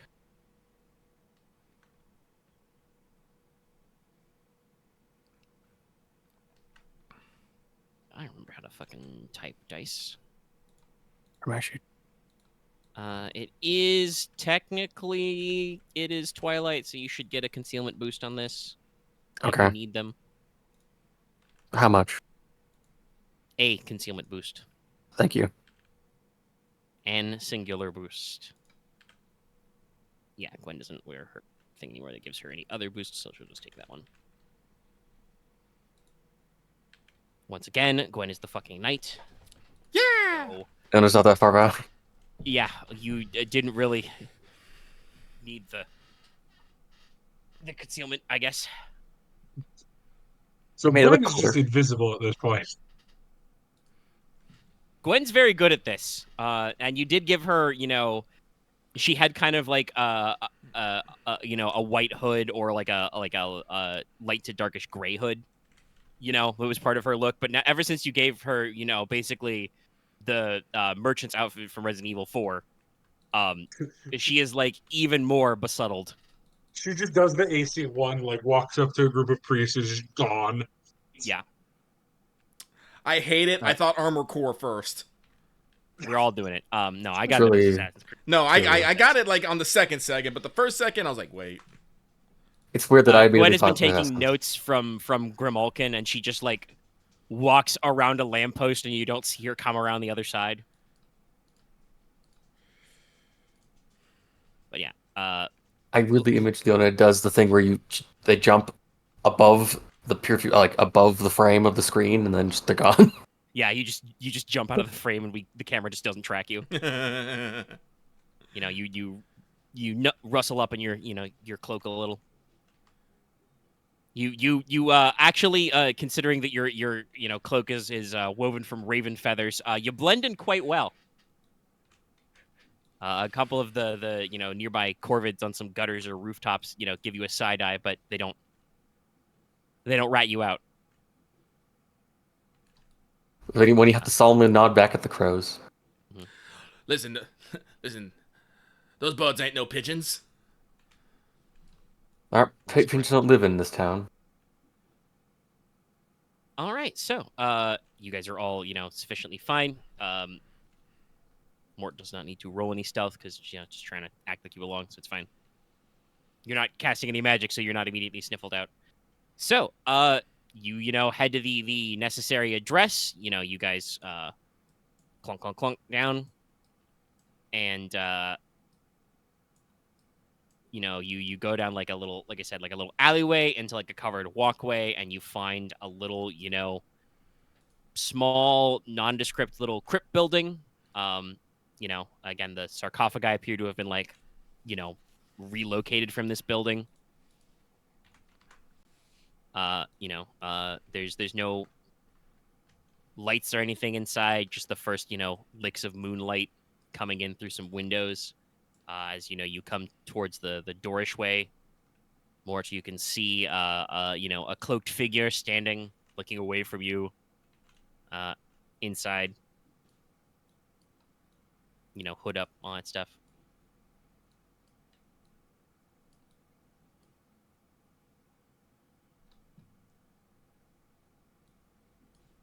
You gonna stand there in silence?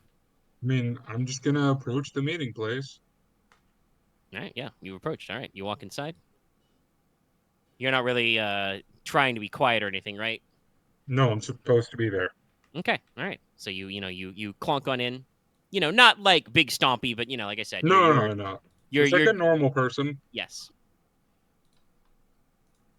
So the figure turns around. They still have their hood and cloak up, and kind of says, in kind of a hushed voice, and like, "Oh, you did come alone. Well, don't know what I expected." And then they're going to throw off the cloak. It's your old pal Tito X Gladius. Oh, Scar and wolf cloak. And he draws. He has a new sword, new great sword. It's pretty distinct. It looks like it's been reinforced with adamant and moon silver. The pattern is very much like a Highland claymore now. And it's very big. And he says, I heard from him you could change your face, but a rematch is a rematch all the same. I would like you to roll initiative. Heard from who? Well, that's for me to know, and for me to beat the piss out of you. Should we be rolling? I mean, I'm much Leona less should threatened now probably that roll. it's this schmuck. I should probably roll. Gwen probably roll. Let's roll too. Yeah, Gwen and Leona should probably. As soon as I saw it was Tito Gladius, I imagine Morticia went from like extremely tense to extremely confused. Who are you again? Tito Gladius. You gave me this scar. No, I remember that guy. He was the demon thing. Yes, He was the bodyguard working to for the demon guy. Yeah. And Mortis beat him up very badly, and then he was the really less impressive. He was one I almost accidentally killed. Yes, you very nearly killed him, and then you got him fired, basically, because you flipped his.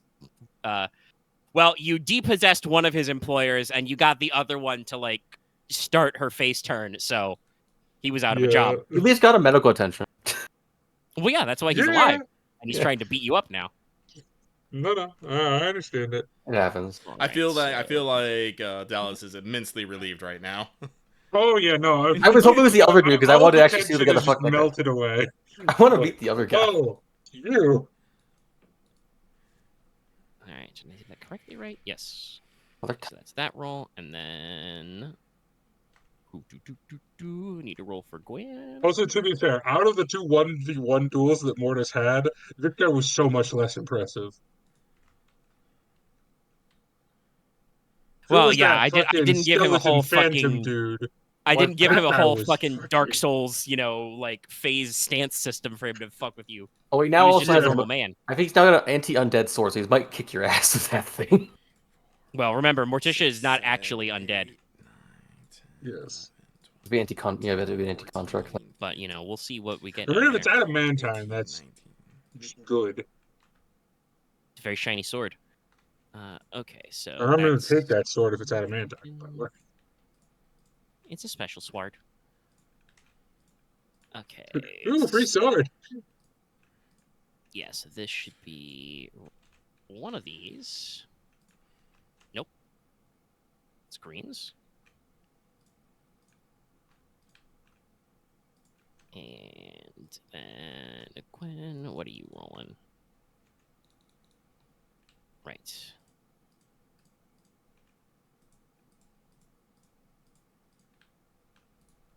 Yes. Indeed. This is how things are going. Okay. All right. So that was Axe's initiative. There's that one. Okay. All right. Okay. So it's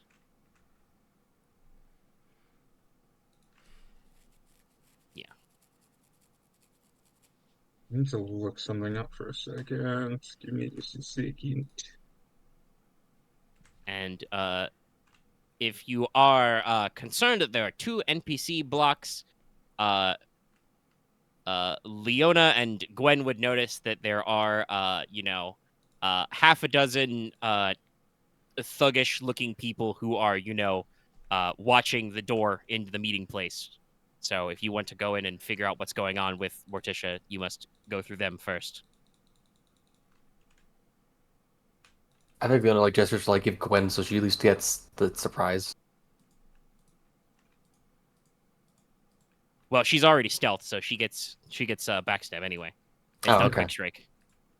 Gotcha.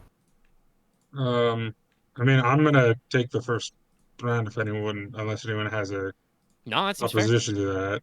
I guess I'm what not the in first round of combat. the fight. Round of Yeah, combat. I'm gonna cast a spell. Okay. Cast a spell, alert the I'm gonna cops. cast a transform spell. Oh. This is gonna be great. Don't worry, I'm not going too crazy with this one. Am I allowed to doubt you? Yeah, I mean, it's not even a nemesis. It's a rival. Perfectly normal stat blocks. What is the sill on this? Hold on. I think it's sill 2. I think it's sill 2. Could not be sill 2. What is it? Oh, it's not even sill 2. Okay. What are you going for? Well, okay, so it's just 1 difficulty then. Or 2 difficulty because I got to do the retain mind thing. Well, and also it has, minimum difficulty there. Okay, I'm a bear. All right, you're a bear. Arr. All right. That is your action. So you have your maneuvers. I will engage as bear. Okay. You turn into a bear, and he says, as you get closer, Tito says, I know you think you thought this was going to be more impressive, but honestly, I thought the other way was scarier. Or Bar. Bear noise. Bear sounds. Got it. Okay. All right, kicking your ass now. All right. Well, he's going to go. Let's see. You've already well, I engaged don't think with the him. bar would fit a behemoth.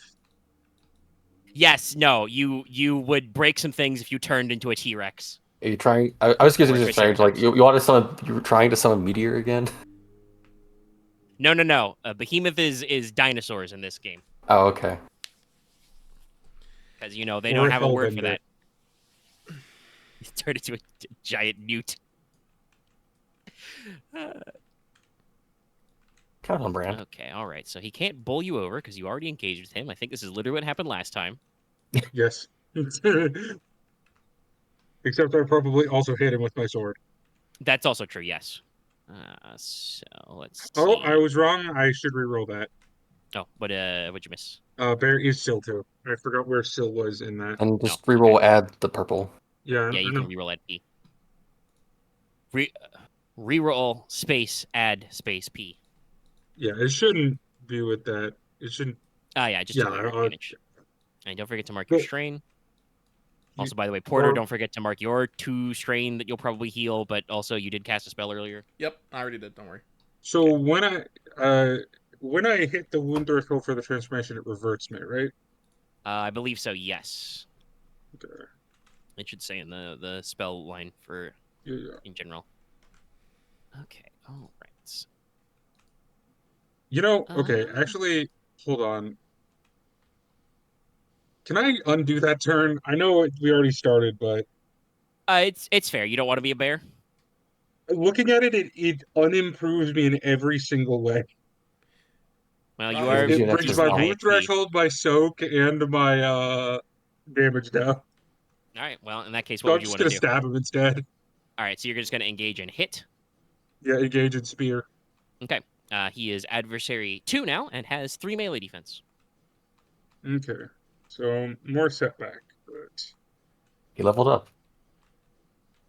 Training montage.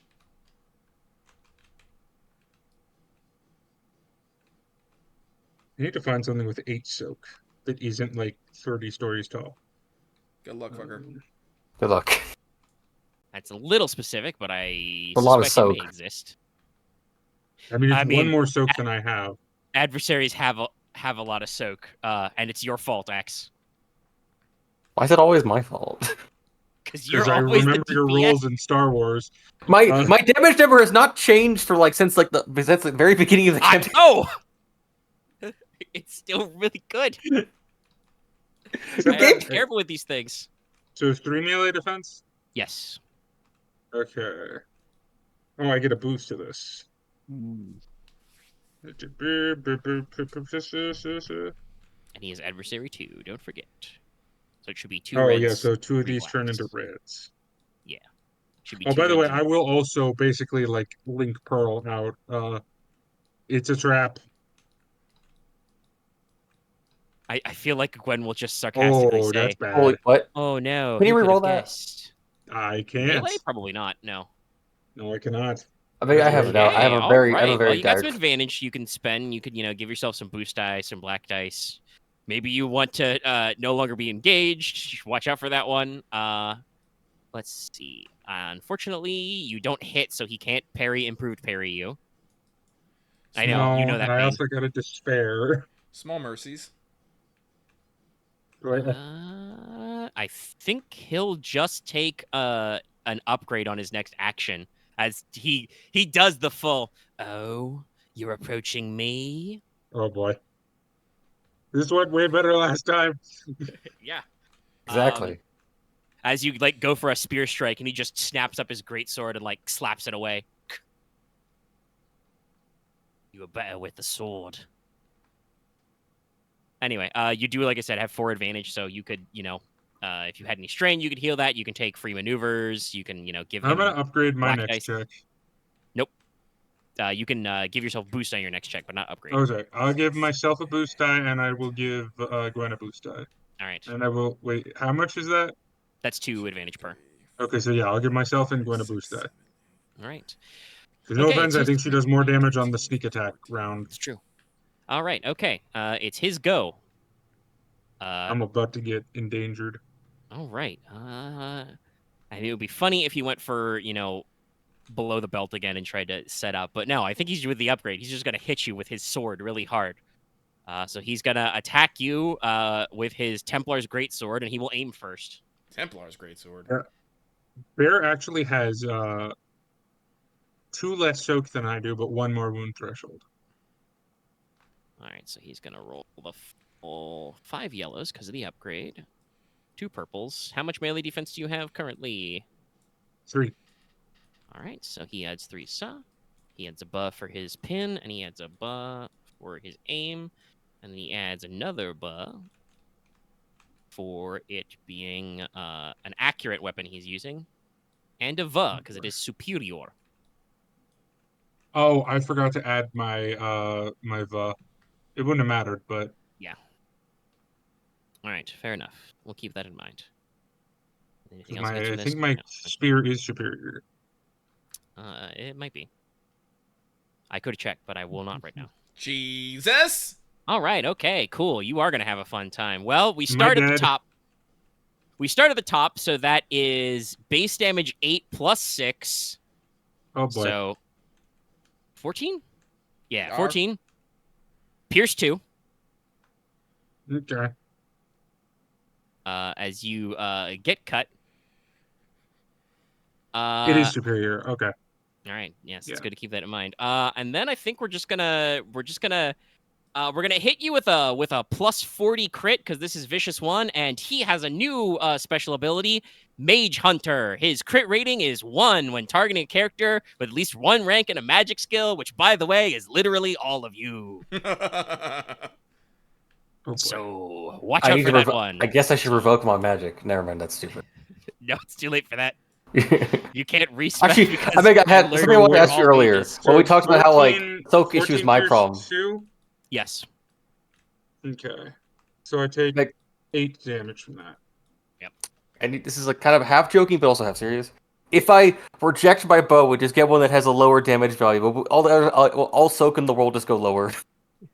I mean, not all soak, but that might lead to some encounters being a little more loosey-goosey designed, because I don't need to worry about them surviving one turn. Accidentally shooting them for all they're worth. But, okay, so that's strong. We're going to do crit plus 40, because it's Vicious 1, and he can do 3 extra crits, because he's got, it's technically a crit 1 sword right now, and he's got a lot going on there, so. Swag. I will be nice because you are a melee heavy character and say that you get it in one of the legs. Technically, she can one-hand melee heavy items. I don't know if she has that talent right now. This one does. I mean, Mortis had Titanic strength. I'll be very real. If he cripples one of my hands, I'm not only unable to melee, I literally can't do anything because I can also not cast. Well, no, you only take a couple of black die for not having spear. Nah, you do not technically have to have both, because you take a penalty if you don't have a free hand. You don't need both hands to cast with your spear or staff. Oh, okay. But no, like I said, I'll be nice and say that it'll be one of your legs. So yeah, you go in for a spear strike. He slaps it away and turns it into a huge riposte, which just carves down one of your legs, like definitely like catching some whatever you have for tendons, and structures, and drops you to one knee. And he's like, "How do you like to be carved like a piece of meat?" Oh, I'll actually remember you this time. Oof. And he really wish he has an extra action so he could like fucking headbutt you or something, but he doesn't. He's used his turn. He is done now. It is a. You think? It is a PC slot. Gwen does have the juice goose before these minions go. If Leona's willing to wait. I'm willing to. Okay, all right. So there's 2 groups of these 3 perfectly normal cut purse men. Gwen is going to delete 3 of them. Cool. All right, so backstab. You use skullduggery instead. She's skull 4, cunning 4.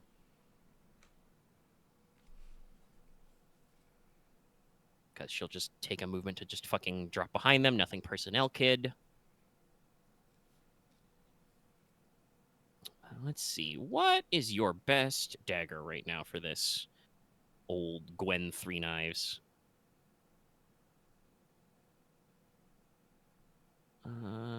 Technically, I think her ice knife is the best.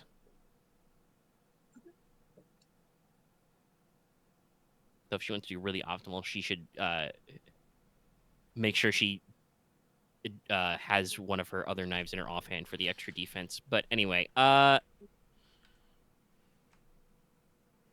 yeah, she'll go with the ice knife attack because that's accurate and has slightly higher damage.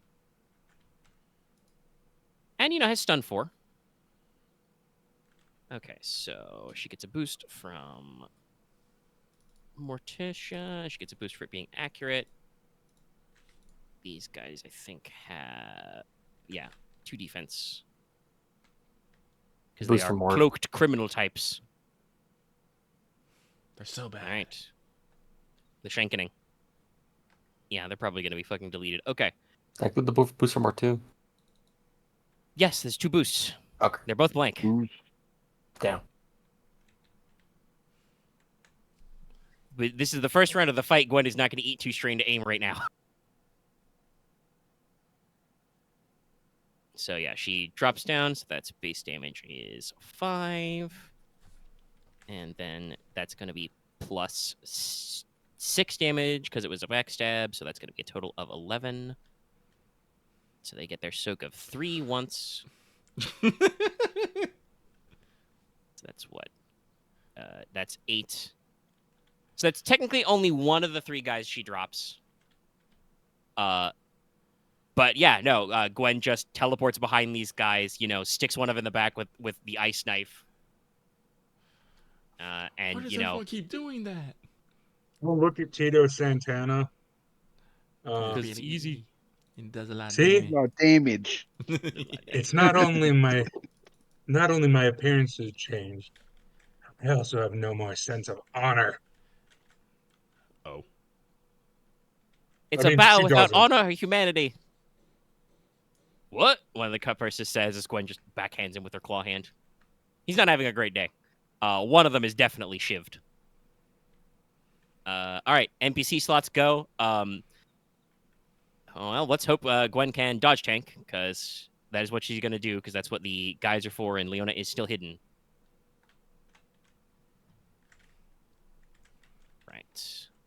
So the group that she stabbed will go first. There's what? Yeah, just the 2 of them. Just the 2 of us. By the way, you probably heard Morticia scream in pain over the link, Pearl.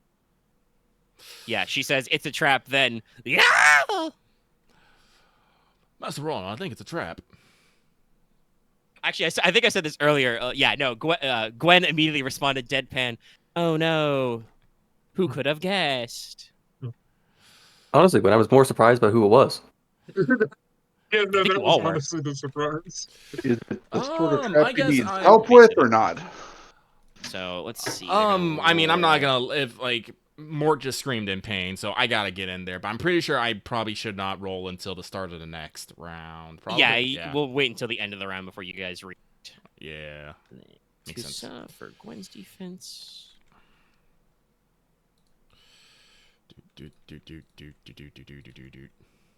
Okay. All right. Sure. Fine. That is indeed my roll. All right. So, that's gonna be a decent amount of damage. So that's 4 plus 3, pierce 2. So that's 6. Gwen now doesn't scream in pain, but definitely cusses in your, Linkbead conference call and says, "Ah, shit. You're not supposed to shank me back. It's against the rules." Oh, they better be so glad I do not have fucking dynamic entry right now. Just like the Kool-Aid man. Oh, yeah. I would be like the fucking Kool-Aid man. Yeah, no, I have to play it out. They're gonna fucking... Rapasa. You only get 1 more extra upgrade. Oh, they will take a wound, though, from that strain. Okay, all right. This is where all my luck goes. So let's see. Minions crit? Yeah. Oh, boy.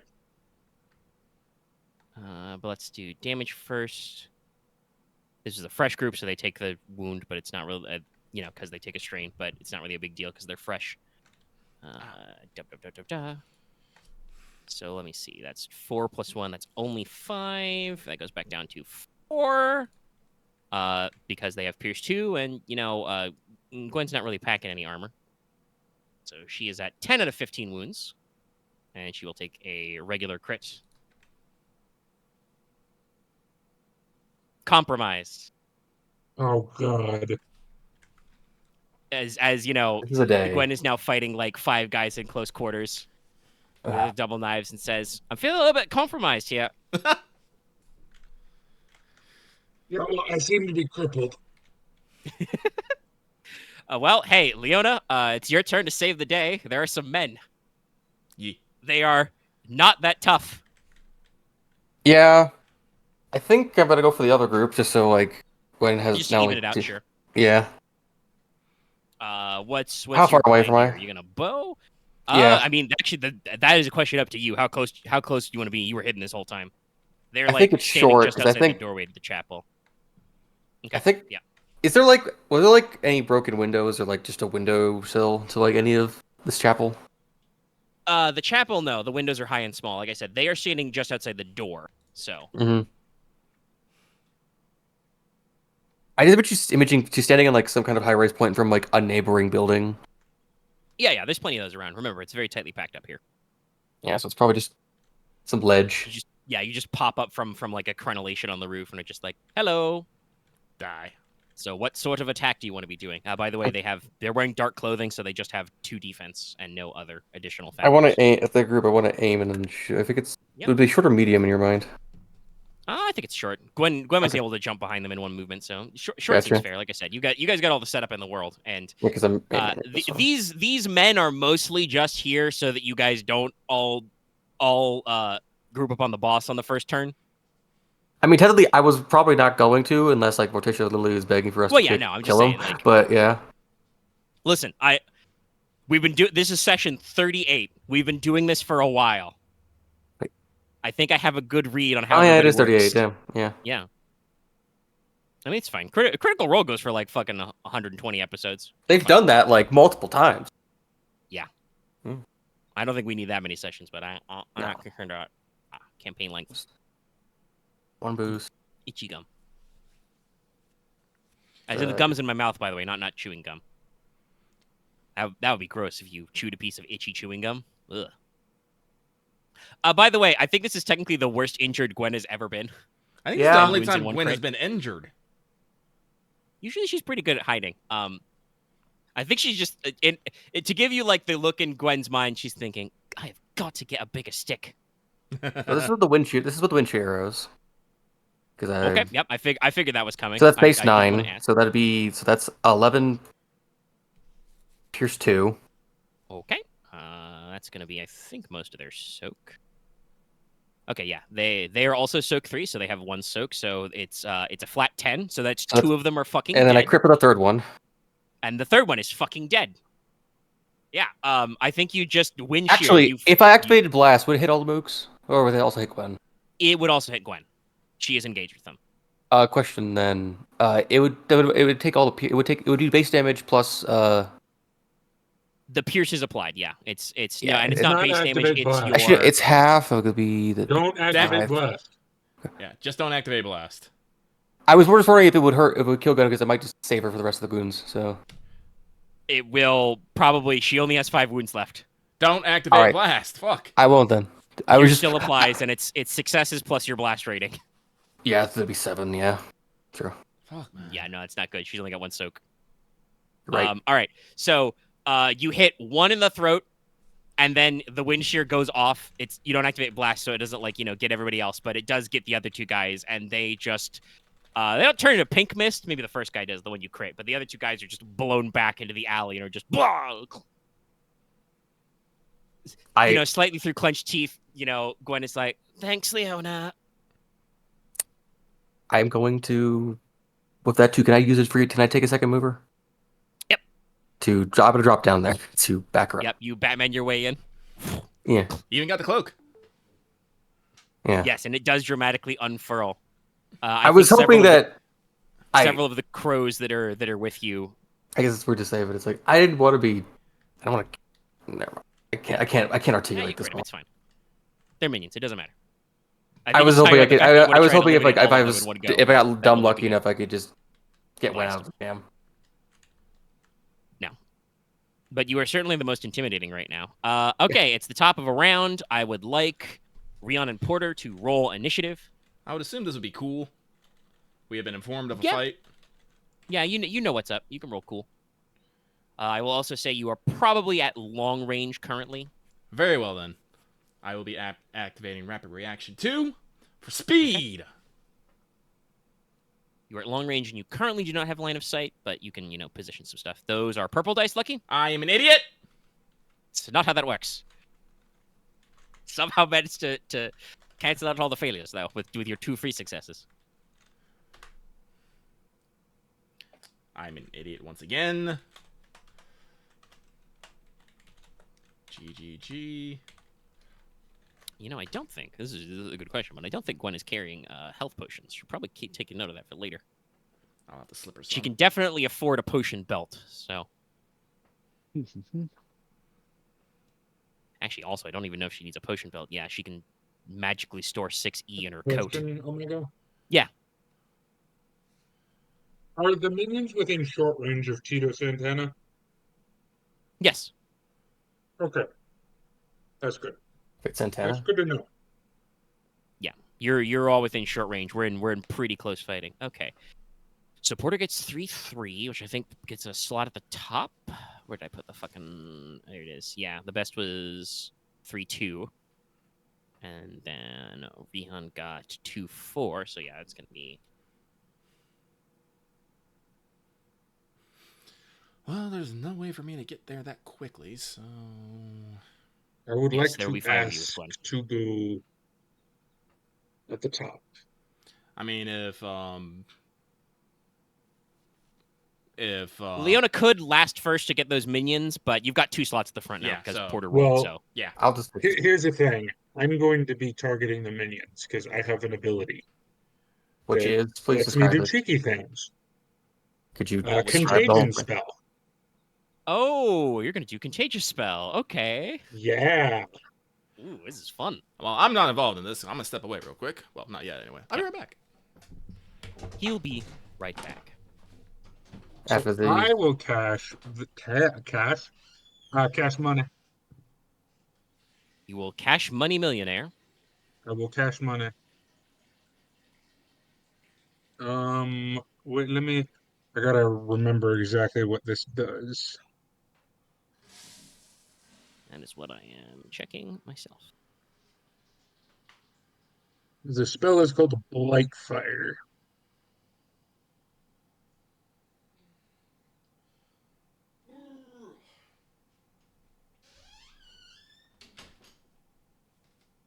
Yeah, so if this kills them, it should put the conditions onto Titus. Once per session, when a character currently undergoing an ongoing spell effect, you've cast incapacitated, you may suffer street rain to immediately use this talent to apply that effect to another valid target in short range for the remaining duration.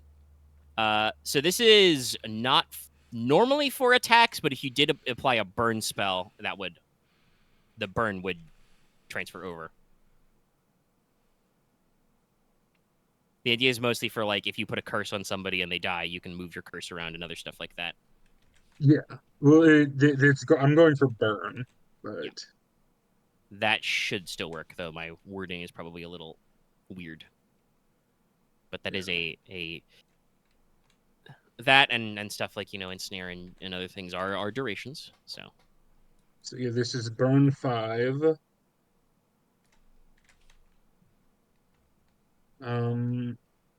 And that's all I'm going to add to it. All right.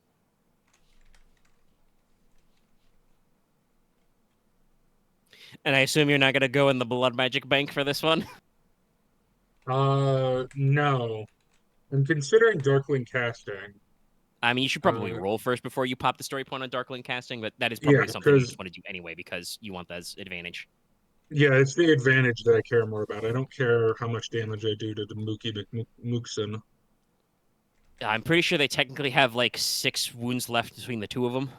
So if this doesn't kill them, they'll just die on their turn. So, do the minions have any defenses? They have 2 defense from armor. So setback. No other no magic. Adversary, anything. Yeah, so nothing for magic, right? No, it's a flat 2 defense. That should still count for magic. Okay. It is not aspected to either melee or range defense specifically. And I got 1 boost.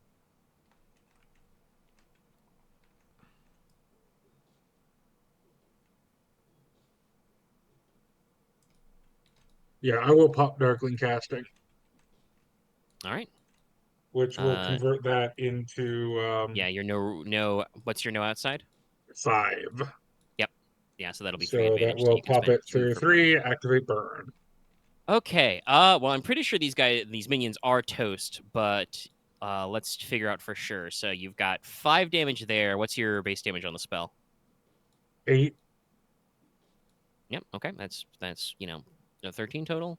They have a soak of 3, so that's 10. So yeah, they are toast. So spend a story point Gladius for now has a Darkling. 5. Yeah, I have to spend the story point for Darkling. Is that exclamation story? Yes. No. Exclamation story L to spend one of your player points. Specifically. L. Space L or just L? Yeah, space L. Okay. Just exclamation story checks the pool. There All we right, go. and don't forget to suffer the 3 strain for contagious spell. But, oh yeah. No, I have it written down. I have 5 strain now. So I assume some kind of like sickly green or blood red flame. Like, it's sickly. It's definitely sickly green. Yeah. So yeah, an acid green flame flies out of the chapel. Horrifically melts those last 2 dudes who are fronting on Gwen and Leona. And then the fire kind of like explodes off of them and bounces onto Tito, who's like, clever girl. Had to get that in there somewhere. And now we have another PC slot. I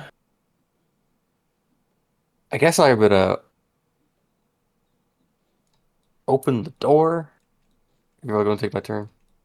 What door? I'll just go. You jumped from a ledge.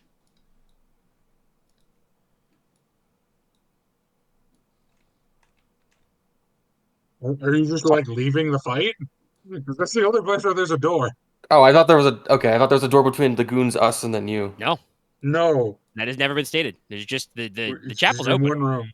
You guys are in a disused alley full of abandoned temples. You think people have doors here? Fair.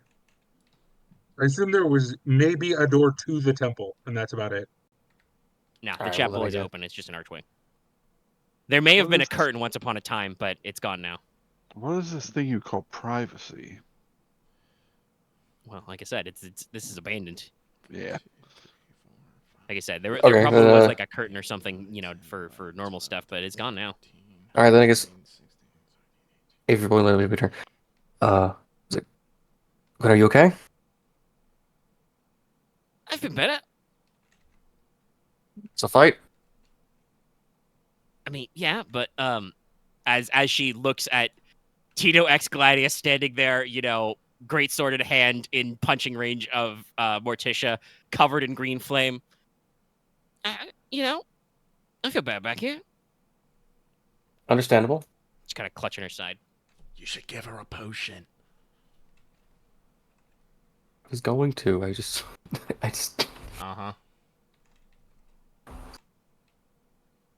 Well, talking is a free action. All right, then I'll true, by the way. Speaking to each other is an incidental. Yep. Okay, then I will spend a maneuver to give Gwen one of my potions. Yep. All right. Yes. Okay, she'll heal 5.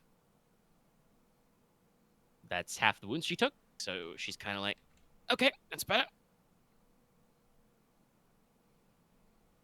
Spits out a little bit of blood. I don't know how weird it'd be if Leona's like, do you want direct help now? Or I mean, you can just turn and be like, Morticia, you want some help? Yeah, because Leona's like, I don't want to fight. I don't want to. Yeah. It's like, I mean, just this is only a Leona thing.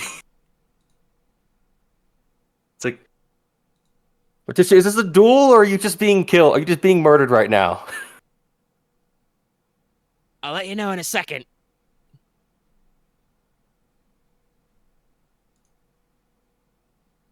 Cheetah with Gladius is, shit talking. Morticia, so how many of you are dead?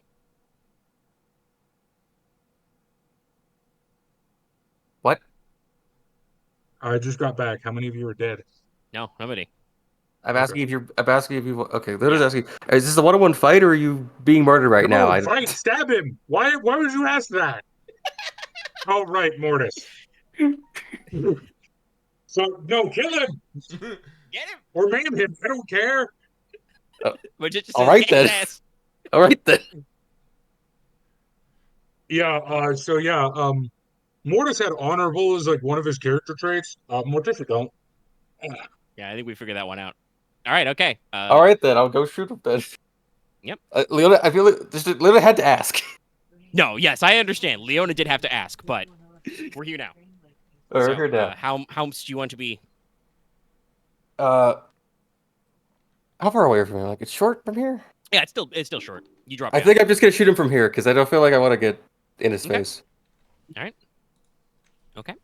Adversary 2, right? Yes, and he has 1 ranged defense. Okay. Not as much melee defense. I'm not aiming at this, so I'll have that.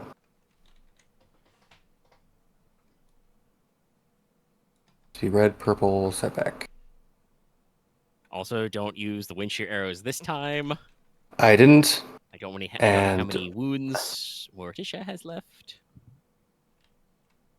Oh no, she's mostly fine. She has 12. Well, our favorite result. Yep. Okay, all right. Yeah, I think you just do a quick snapshot. It's super cool. It goes over Morticia's, shoulder as she's taking a knee, but then Tito does something cool where he just catches your arrow and it burns up in his hand. Oh. Because he's on fire right now. Huh. I have to try better, girl. Why'd you come here and try with your toothpick? My turn's over. Okay. It's his turn. Let's get it long. Okay. Tito takes his turn. He takes a base damage 8. Let's see. I thought it was based on the burn number, not the base damage. No, the burn number is the number of turns. Oh, so it's the base damage of the spell, which is 8, right? It's 8. Yeah. Yeah. Okay. Thank you. Thank you. With that fucking like the best fucking skill I've ever had in any of my characters. Improved spell weapon. It gives me +4 base damage on magic. Yeah, it's pretty spicy. So he does have a soak of 6, so he only takes 2, but he's taking 2 for 5 rounds. So every time he starts his turn, he just takes 2 straight up. Oh, this is unfortunate. But don't you worry. Motherfucker. Don't you worry. I'll take care of you. Oh boy. This is gonna hurt. Yeah, I think he's just gonna do this in he's gonna do this in a professional manner. He's going to beat up the person in front of him and then move on to the next one. So yeah, we're just gonna take another crack at Morticia. He does not have the upgrade this time, but he will aim. So he's got purple, 3 serps. Actually, no, he will not aim. He might want that maneuver later.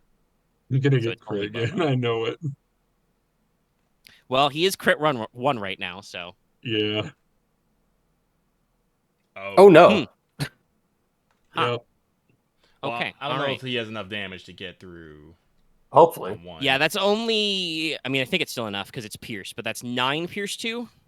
Oh wait, yeah. That would be enough without the pierce. Yeah. Okay, just enough. Can't parry it. No, I take 4 from that. Let's. Oh. Right, you don't parry him. Right, now, on the one hand, I could give you like a +70 crit, but I don't actually want to like just. That might cut just your kill head you off right now. You don't want to just. I think Morticia can be. I think she might just not die though. Well, I mean, Porter is technically in this encounter, so if he gets to her, do you know what would happen in lore if he got the instant death one? Morticia would die, and I would never be able to use her again. Someone else. The Mortis Collective would live, but yeah, she would just cease to exist. The Mort. So let's go with he doesn't have any strain right now. I mean, you're still gonna crit me for something. Yeah, I should probably throw a couple crits in there, but we'll spend 2. to double crit. So which is that's crit technically plus 30. Yeah. I'm still gonna get fucking bleed out, aren't I? I can't go high enough, but Oh. Winded! Oh, that's pretty the worst bad. one. Oh, That's the that worst one. sucks. That's the worst You middle cannot one. voluntarily suffer strain to activate any abilities or additional maneuvers. It's like the Ghost Knight fight all over again. Oh, good thing I'm coming. It's got to actually hit this tire so once. this one is, I feel like he does more of like a broad slap with the sword. It still hurts a lot, but it's much more of a blunt strike than he just cut your leg open like last time. He will take a boost on his next action, and he will give you a setback on your next action, Morticia, because you are being Fun bullied fact, currently. I think this is the most damaged Morticia has ever been. That's going around. Or Mortis, actually. All I did was give him a big honking sword and in terms of wound damage. easy I've crit. taken You've been rolling well. Yeah, I'm for a decent amount, this guy is in here. Also, somehow Morticia managed to flub that initial strike. Usually that's where the bad stuff happens, is Dallas goes first and hits somebody really hard. I guess as soon as Dallas actually hits something, I guess. Though this guy does have parry, so we can keep that in mind. Yeah, no. Let's see. You're crippled. You're winded. You've taken a shitload of wounds. Yeah, I think he's going to spend his maneuver to disengage from Morticia as he starts to, just absolute disrespect. Shoulder checks past you as you're standing there, clutching whatever is the equivalent of your lungs down on one knee, bleeding. He just shoulders past you and starts, looking like he's squaring up on Leona. It is now another PC slot. I thought we would start the dungeon today, but I guess that's next week. Oh, well, we're leaving tomorrow. At this rate, I don't know if we're leaving tomorrow morning. We're going to see how many casts Porter has to whip out. Nah, we'll just drag you around behind the camel. Maybe we'll at least make it to the dungeon today. All right, okay. But I guess I will go. My action will be simple. I will double move from long to medium. All right. That's all I can really do. I will say at that point you can probably see everybody. You can get line of sight. Oh, I can see everybody? Yeah, you're going to medium. You get to the end of the alleyway. I mean, Morticia's probably a little blurry because she's sitting down and in the back, but there's a man on fire next to her. That's great for ambient lighting.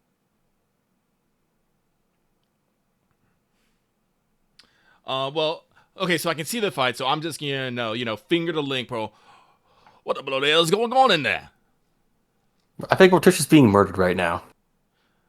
We're all being murdered right now. Gwen says this out loud, but Porter could hear it in the distance. By the flaming man. Well, he had help. Oh. Porter, you can see piles of, jackbooted thugs now lying on the floor of the alley. I don't know why, but I imaged Leona standing on top of one of them, just innocuously. Probably. Oh. Very well then. By the way, Morticia only has one leg right now. No. It's not gone. It's just crippled. That's a different result. No. That's maimed. It's probably insane on. No, Omega. Because of how easily I could stitch my limbs back together, I view this as basically crippled. Yeah, but it's mechanically it's just crippled, not maimed. So it's like he blew out part of your leg, but you still have it attached. Because you can still use it, but it's not great. Well, fuck. Anyway, yeah, Porter, you've arrived. I've arrived. Well, fuck it. Porq cannon. I see the flaming man. He's within medium. It's within range. What's his defense? He doesn't have any defense that would apply to this normally. But hey, I'm gonna spend 3 strain to activate the warding talent. Yeah. Once per session, you can add 3 black dice to a magic check targeting him. I thought I was gonna save that for Mortis, but we'll save that for this one. Equivalently dangerous. So as Porter starts, decrying the cry of charge a Porq cannon, Tito actually snaps his offhand up and makes warding gestures in front of him. Also, he's adversary too. Don't forget that. Oh, Damn, that is important. Yes. And he became somewhat of a badass. Damn. He has to be a badass to be a threat. I have been prepared. I think it's been like only been a month, but it has been like a month since Mortis beat this guy up. I did that wrong. He has been intensively training for most of that time period. I hope you're all ready for a meaty check, because here we go. A big bada bonk. Wow. That's very bad. Do I want to be mean right now? Yes, you did fuck that up pretty bad. This is a failure with a spare. This is the bad shit. Yeah. So Porter, the usual threat result, you can take 1 wound or 2 strain. I'll take a wound here. We're not doing so well tonight, are we, guys? What's your rolling poorly. This is kind of like I built this to be a challenge. I didn't expect this to be quite the spicy fight that it turned out to be. Porter, without any successes, what would be the base damage of the Porq cannon? 12. Okay. Do you have any pierce on that? Yes. Please hit me. Please. No. I've never been unconscious before. I've never been unconscious before. This I know, but you're not the closest target. No. Yeah, this is no. This is destructive empowered. So it has Pierce 5. All right, Leona, in the back, you take 12 damage, Pierce 5. I would ask one thing. I was gonna say if it was going to hit Gwen, Leona's just gonna fucking take it forward. Yeah, No, I was it's you. It's not Okay. Gwen. If it was Gwen, I would have used my story ability because I'm pretty sure that would have killed Gwen. Yeah, no, it would. But like Gwen is like off to the side and hasn't engaged. Leona, you're like, you just shot at this guy. You're in the doorway trying to square up, and yeah, you take a Porq cannon in the back. That's 12 damage. All right, just 12. 5. All right, I just take 12. Here's 5. I'm now at 12 out of 20. Or 12 right. Not great, but Leona seems surprisingly upright for taking one of those, Porter. I think Leona looks at you and then just looks back to Tito. I mean, I think Leona only has 2 less wound threshold than I do. Leona is kind of your off tank now. Yeah. That's a lot of toughened. I've taken 4. That's a lot of toughened. It's quite a bit. It's a lot of toughened. It's 4 ranks.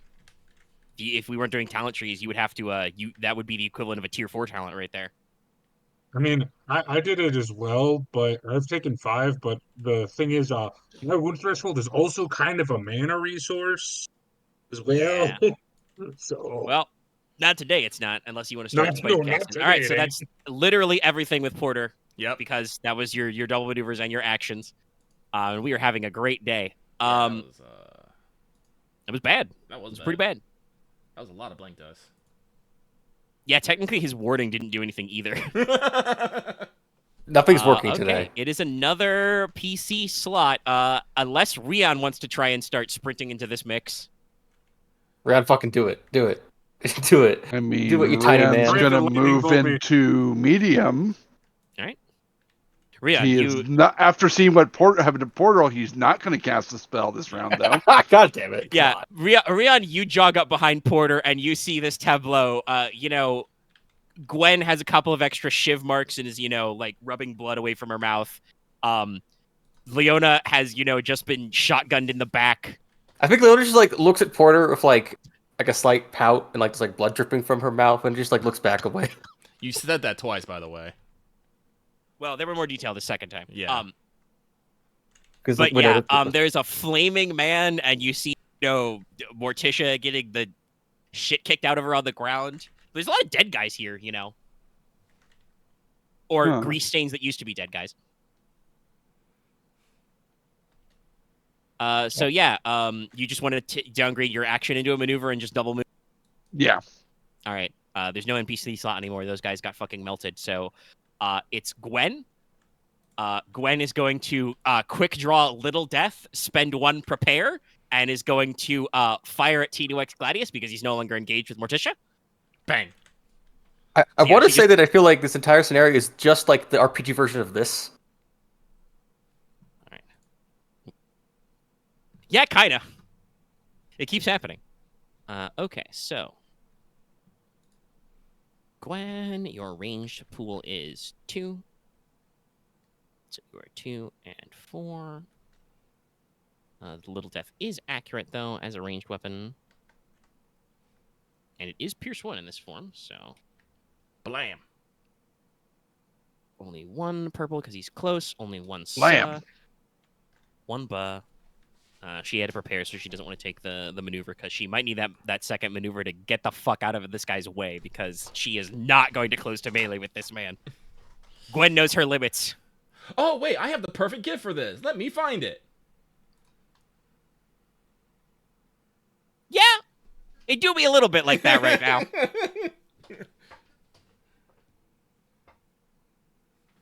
Man, we fucked up. All right, okay, so Suba, one puck because it's short, and then Liz, yes. All right, well, let's fucking... Actually, no, that one puck should be a Ra. Nice. Oh, wait. It should be Rupa because he's adversary too. So that's Ad-Ra. not quite as good, but let's do Rupa. So Ooh, excuse me. Oh. better.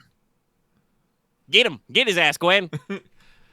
All right, that'll be fucking 10 damage, pierce 1. So he gets 5 soaks, so that's 5 wounds. That's good. He is at 7 out of 26. Oh man, we haven't even hit phase 2. Yeah, No. he's at 3 out of 20 strain. All But right. yeah, no, like I said, Gwen just with her offhand, just quick draw, cocks gun, bang. Now what are you trying to do with that little thing? And Gwen's just like, oh, I should have used the bigger gun. She's gonna spend a maneuver to use her ability as a cat and just whoop on out of here. Yeah, Wildcat. You can move across vertical surfaces as easy as horizontal. So she spends she'll take 2 strain, spend 1 maneuver to move, and will just go up short range and just back the fuck up. Technically, she's Okay. now at medium from him, but she's on a roof. I need to get the top round action because this man has personally offended me. I was actually going to ask it since I didn't get to attack okay. last round Well, because I was you moving up. get That's fine. two before he goes. So I like Yeah. this stuff. You can go first. Unless, Porter, you wanted to go and do some healing. I did want to get some healing in, but I don't know. Do you guys want me to like throw down some AoE heals before shit happens? Probably for the best. it'd probably be better if you did that before he goes. Yeah. So one of you guys, He's approaching Gwen, right? no, No, approaching Leona. who I just shot for 12 in the back. Yeah. That's a good point. Yeah, you should probably do AoE healing. And then you can go, Dallas. Yeah. Okay. So I'm Don't at, worry, I only asked I don't go last again. Yeah. No, that's fine. Also, he will not be killed. probably not. No. I don't think I can do that much damage. I would like just avoid. Nah, I'll probably just get hit. So, I'm gonna think. I have to think. All right. So we're top of the round. Yes. Just make sure. All right. I will go. I will spend 1 maneuver to get within shorts of. I was medium of Gladius, so Yeah. Was You're basically in short of everybody now. short of everybody. More like Okay. red. I will brandish the Bark Shield bracelet. Additional The target. unfortunate problem about the little death is that it is slow firing, so Gwen cannot just cap him again. Just gotta reload it. Yeah. She probably says that as she like scrambles straight up, like you know how cats like back up out of like a box or something. Oh, yeah. Gwen does that vertically with her one free hand, like working the action on the little death. Shit. Honestly, if I get to go take the seconds, I'm probably gonna have do parkour to like fucking wall climb up out of the way of a backflip. You don't want to try and fight it with your sword? He did insult it. He called it a toothpick. Yeah, but I don't think Leona needs to return his aggression with anger.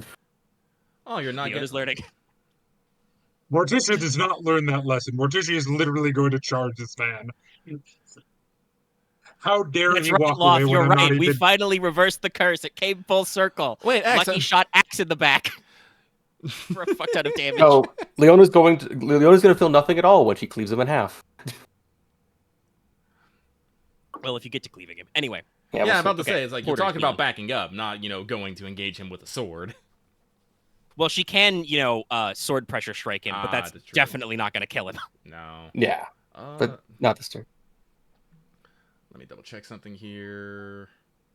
Oh yeah, because what is it? Is it plus? I totally forgot. Son of a bitch. Hang on. Forgot which thing. The new spell effect for revitalize. That's what it's called. Yeah. Equals to the dexterous. Okay. But that was just +1. Okay. Does that also basically do crits? gives your healing a base damage? Yes. Oh.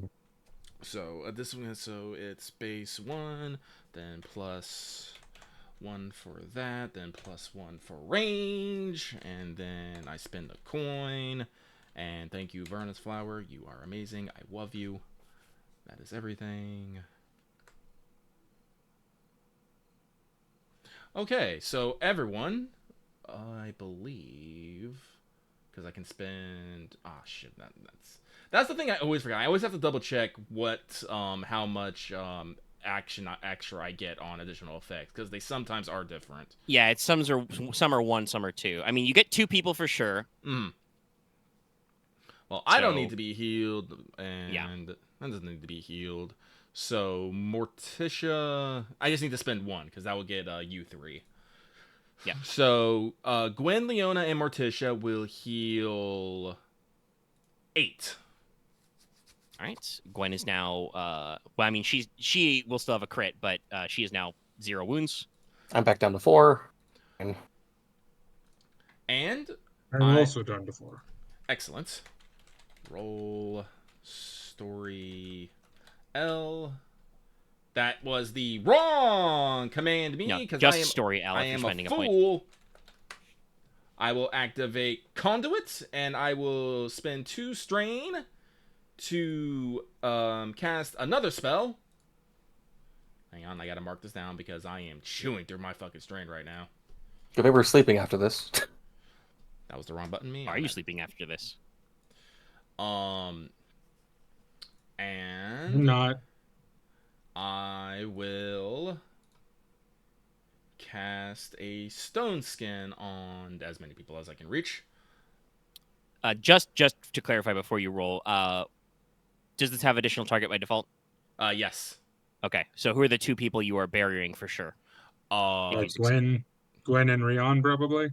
No, no, because they both out of range. Gwen's at the back. He's not in danger. Yeah, no, it's gonna be Morticia and Leona because Gwen's up and out. Yeah, that's fair. So I can spoil this for you. This guy does not have as yet hidden parkour abilities. Parkour. But also, as far as you can tell, he doesn't have any ranged attacks. And let's see here, short. Oh, I forgot. Everyone who frickin' bark shield. Everyone who was healed can either heal an additional wound or what was it? Strain? Let me double check this real quick.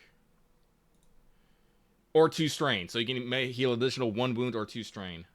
Gwen's gonna take her 2 strain back. Oh wait, and I only used one of the Actually, no, I'll use that for me because I need some. My strain train is. Yeah, you're fucking spending. I'm fucking spending. You're double moving and Porq cannoning and conduiting. Okay, so that will move me back down. But also, by the way, I do want to say, because there has been so much magic cast, there is now a clock on this encounter. Oh yeah, I can feel it. There are definitely going to be some Drakenhounds who are like, "Yo, what the fuck?" So range. So on the one hand, the cops showing up might be helpful to you. On the other hand, you probably have to explain what you were doing to the cops. And let me Fair. Double check barrier. I'm fine with explaining what I've done nothing illegal. But give it a note, and then this man went, "I'm gonna kill you." Relatively, yes. Oh. Big mark shield. So. Oh, let me check the additional again here. This one might be 2 per. Nope, it's still 1. Oh, okay. Fucking yeah. crazy. Crackerjacked. And in addition, it's probably offense that's mostly 2. Yeah, probably. So I will also affect me, Ryahn, and Gwen. So that'll be 3 spent there. And I will heal 1 strain from the cast. The 9, and then I'll heal the 2 that I get for free. But everyone gets reduce all damage by 5. Yep. Gotcha. Okay. Appreciate it. All right. So that is my turn. I have healed and I have buffed. All right. I would like to stab this man. All right. With magic. All right. Okay. So, I mean, it's going to look like I stab him, but I'm not actually going to stab him because I'm just using the spear in a close combat spell. Yeah. You're not even engaged. You don't have to do a close combat spell. You can just do a regular attack. Make the cops find us. Yeah, but I get to add it for free anyway, so I don't care. Yeah, it's funny. It's thematic. Yes. He is adversary too, and he unnecessarily blew his one encounter warding, so... I mean, hey, he didn't know the roll was going to go terribly wrong. No one knows the roll was going to go terribly wrong. Exactly. That has been the story of our night tonight, is the roll's been going terribly wrong. Okay, so I'm going to use Geomancy. Omega.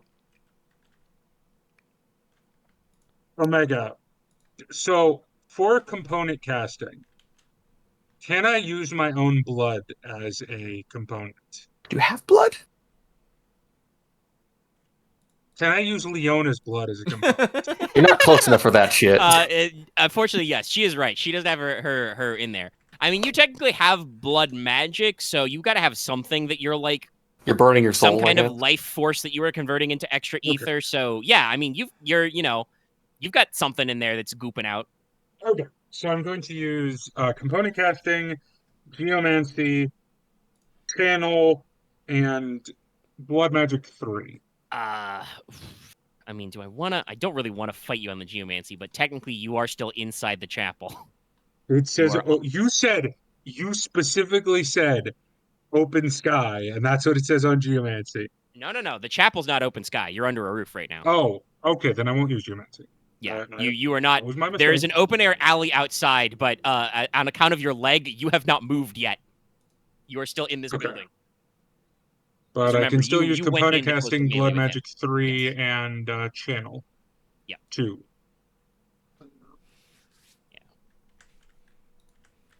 Yeah. So this is going to succeed, although it might be very bad for me. But that's fine. Okay, so I'm going to add... I'm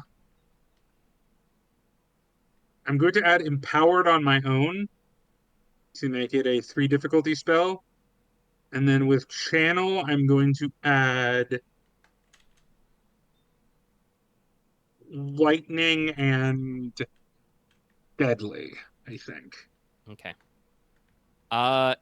Do you have the... Because I thought you might. Do you have the Lethal Caster talent? Yes, I do. If you haven't used that this session, you can add Deadly without increasing the difficulty or using Channeling. Okay, then only Channel 1 then. Yeah. For Lightning. All right, okay. So that adds TT to the check, because you're channeling, but you don't have to increase the difficulty. To TT star. Yep. And take 3 wounds.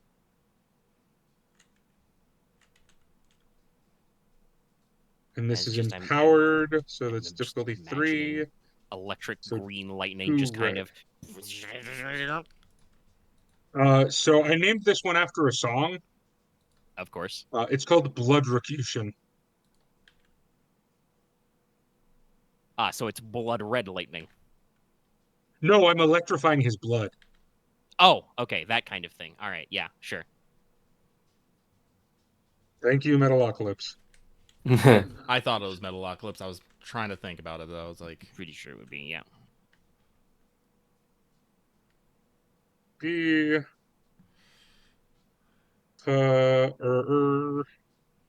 Now we just pray for the despair result, and so Leona gets her bloodrocutioned again. What does despair with a success? I've only hurt the minions so far. I've done nothing else. Well, I mean, the problem is that you're the other character who's standing anywhere near this shit. And of course, all of that compresses down to 1 success, 1 threat. That's impressive. Well, before you do any other manipulation, what's your base damage? Oh no, this is going to be a fuck ton of damage. Yeah, it's empowered. Yeah. So the base damage on this is 14. All right. Okay, so you get. Wait, hold on. I need to refresh your course. I did that wrong. No, the base damage is 10. Okay, Sorry, 10 it total. Yeah. it confused me because it said base characteristic, and I thought that meant Yes. primal, but No, it's double cunning. It's based on your cunning. So Okay, so that's 10. it's still base damage 10, so it's still 11, pierce 2. No, it's not. No, it shouldn't be pierce 2. No, that's it, on your. That's on your it weapon. is because improved spellblade. That's on your weapon. That's not your casting damage. No, it's when you use it as an implement you get pierce 2, isn't it? Hold on, Pretty sure I that's could not. be wrong. If I'm wrong, I'm wrong. Frog. Oh, I'm wrong. Yeah, okay, so it's not pierce 2, Yes. but it's still 11 damage, Big shrunk. Yeah. So he which does I think get his does like fort him. 6 soak. So he takes 5. He's now at 12 out of 26. So not even at half. Not quite. Yeah, a little, literally just under. But remember, But when I'm he goes, literally you'll just take screaming, 2. don't ignore me! As he just gets, lightning dances over his body. I liked it better when you had the sword. I did say turn. I liked it better when your face wasn't here. Sir, I do not know you, but I will fight you in a minute. I've given out free fights today. Literally never met anyone except for me. Yeah. He does, he does know because you had that little call-out moment earlier when, Gwen did the nothing personnel, that he could tell that Gwen and Leona are with you. But, this other thing is just like, whatever. Oh my god. Oh man, I wish I was a Deceptive-based character. I would have let her freeze, I'm the cops! That would be great. But no, I I don't think you got the do face for that. I don't. I don't think any of you are really good liars. Maybe No. Ryahn Could, but he looks too much like a wizard. I have intimidation out the ass. Yeah, not really good at lying. But yeah, so he I have a takes coercion of 5, and it's one of my natural skills. Ooh, nice. So with the 1 threat, by the way, you can take your pick. Take 1 more wound or 2 more strain. So 1 wound because it's flavorful. Yeah. I cut too deeply with the blood magic. Yeah. So it's his turn. He takes 2 wounds, so he's now at 14 as he continues to be on fire and will be for a long time. That was 2 out of 5, everybody. Yeah, no, I think even though you've done, you're now tied with the most damage he's taken in this fight. He is indeed, because you told him not to ignore you. He's gonna ignore you because he doesn't like you. Which is understandable. Also, to be fair, just to give you, this is something you guys probably would have picked up naturally by now. Tito X Gladius is a full NPC with full motivations. His strength is fearless. That's fair. His give a fucks levels are very low. So yeah, he is going to spend 1 maneuver to engage. I want to be clear, Omega. That wasn't a don't ignore me out of to be a threat. That was a don't ignore me out of genuine annoyance. Yes, no, yeah, he's sticking to his guns. He thinks he's getting you. He's gonna spend 1 mover to engage with Leona, and he's gonna spend his action to hit her with the Templar's greatsword. All right. 4 melee defense. Alrighty.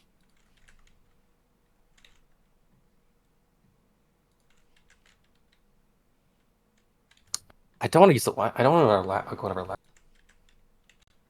Accurate. And his pin. Anything else? No.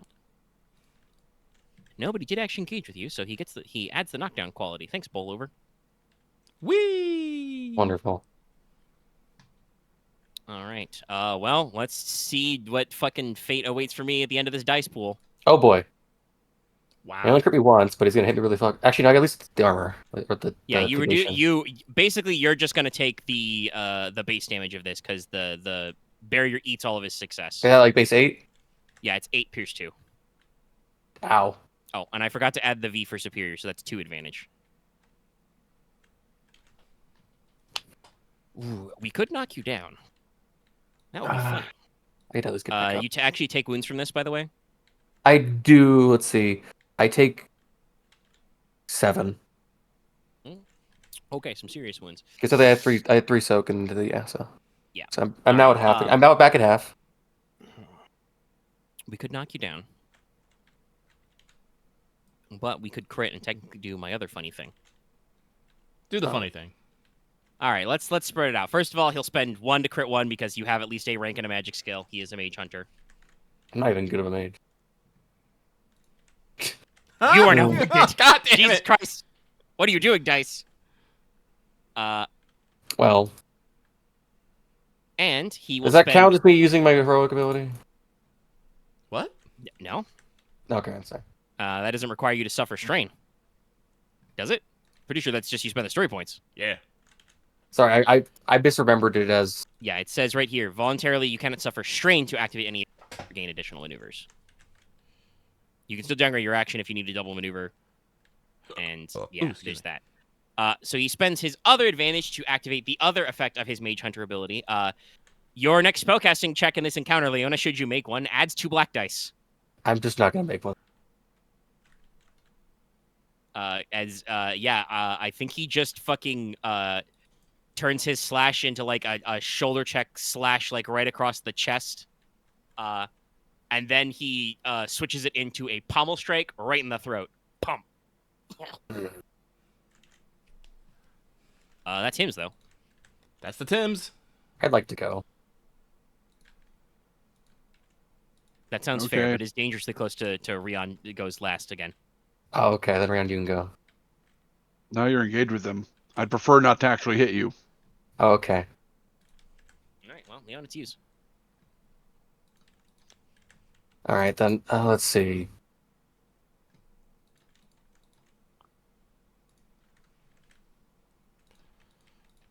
I am going to you. All right, then. I think Leona's going to have to drop the bow. Yep. Behind her. I was it fucking sticks itself on the ground because it's made of dragon bone. It might. Pretty sturdy. This. So it takes a deep breath, and in half a second draws the blade. Yes, you do have quick draw. Shing. And then brings it down.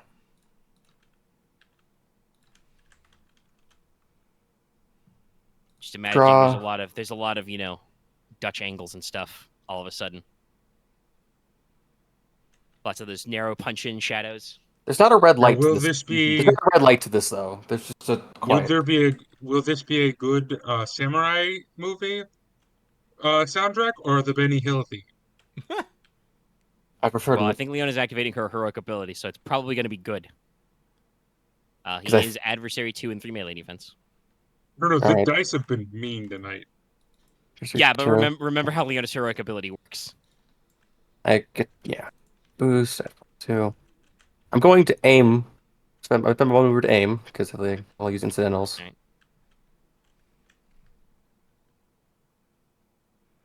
Wait, Axe, I'm gonna say this. Aren wants to go. He doesn't want to shoot you because you're engaged. If you take that moment to aim... Actually, no, you're right, because I cannot... You're right, then I won't aim. Double maneuver. Yeah. Yes. Because you're winded. Right. It is a good point. We have to readjust our strategy. You are right, then. DPS adjust! DPS adjust! You've got the lead debuff. Right, I just get boost the thing. Right. Also, we're in kind of an unfortunate space where I should probably spend a couple story points to do some shit right now, but also I really don't need to make this tougher for you. I'm fine with it being tougher for us. There'll be 2 reds and then 3 setback. I can ignore 1 red and 1 setback from this. At the top of the round, I would like to go again, by the way. Trust me, you will thank me. Yeah. I probably will. Well, we'll see if we get that far. Okay. I'm going to ignore that 1 failure and that one thing. Because I can. So that means it's actually 6-5, 1 crit. Only, he says. Or looks. Yep. Sorry. All right. Your Damaggio, then? That will then be, that's 6. That will then be 15 Pierce 3. Okay. Sounds about right. Another 12. 26 out of 26. Almost. Oh, he's going to die in his first turn from the burn. Yep. I almost feel I don't want to do anything else, but I want to crit him once. All right, he hasn't taken any crits, so. All right, I will crit him. And I'll heal a wound from critting him. That's true. That is a thing you do when you inflict a crit. But also your winded is now 1 harder to cure. You're right, but I have a thing I'm going to do for you deal with that later. Crit. All right. And then it will be 1. Can I use this? Actually, can I use the advantage to do a second maneuver? Yes, you cannot voluntarily suffer strain to gain additional maneuvers. All right, so I'm going to use that triumph and 2 of that advantage to crit twice. All right. Technically, triple. Right. Actually, no, you're on the crit 2, right? Yeah, it's crit 2, vicious 2. It's 2 in the yeah, so it's plus 30. Plus 30 total still. Maths. Ooh, that's a mean one. Still works. At the end of his next turn. Yeah. Yeah, no, I think that makes sense. He's completely not expecting this. As Leona, you just drop back and do the fucking, draw and cut right across his chest. Your blade sinks clean through the half plate he's wearing. So Leona then is going to then sheathe the blade and then disengage. Yeah. So yeah, no, your blade bites through steel, through flesh, through bone, comes out. No blood lingers on it. It slashes off in a crimson arc, and then you just do your little ninja hop back. He just kind of stands there, touches the blood with his chest, just like, what? Anyway, Ryahn, you should probably go. This guy is pretty close to Dunzo, but did I hear correctly that he was gonna die from burn on his turn? Yeah, he's at 26 out of 26 wounds. He's still got some burn left. Though you never know, hypothetically, because I don't think Gwen is gonna wait for him to do that. She's probably gonna try and shoot him again or something. Somebody could roll a despair and give ongoing advantage and get him out of being on fire.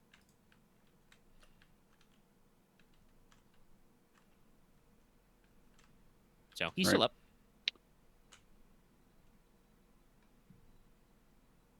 Ryahn will almost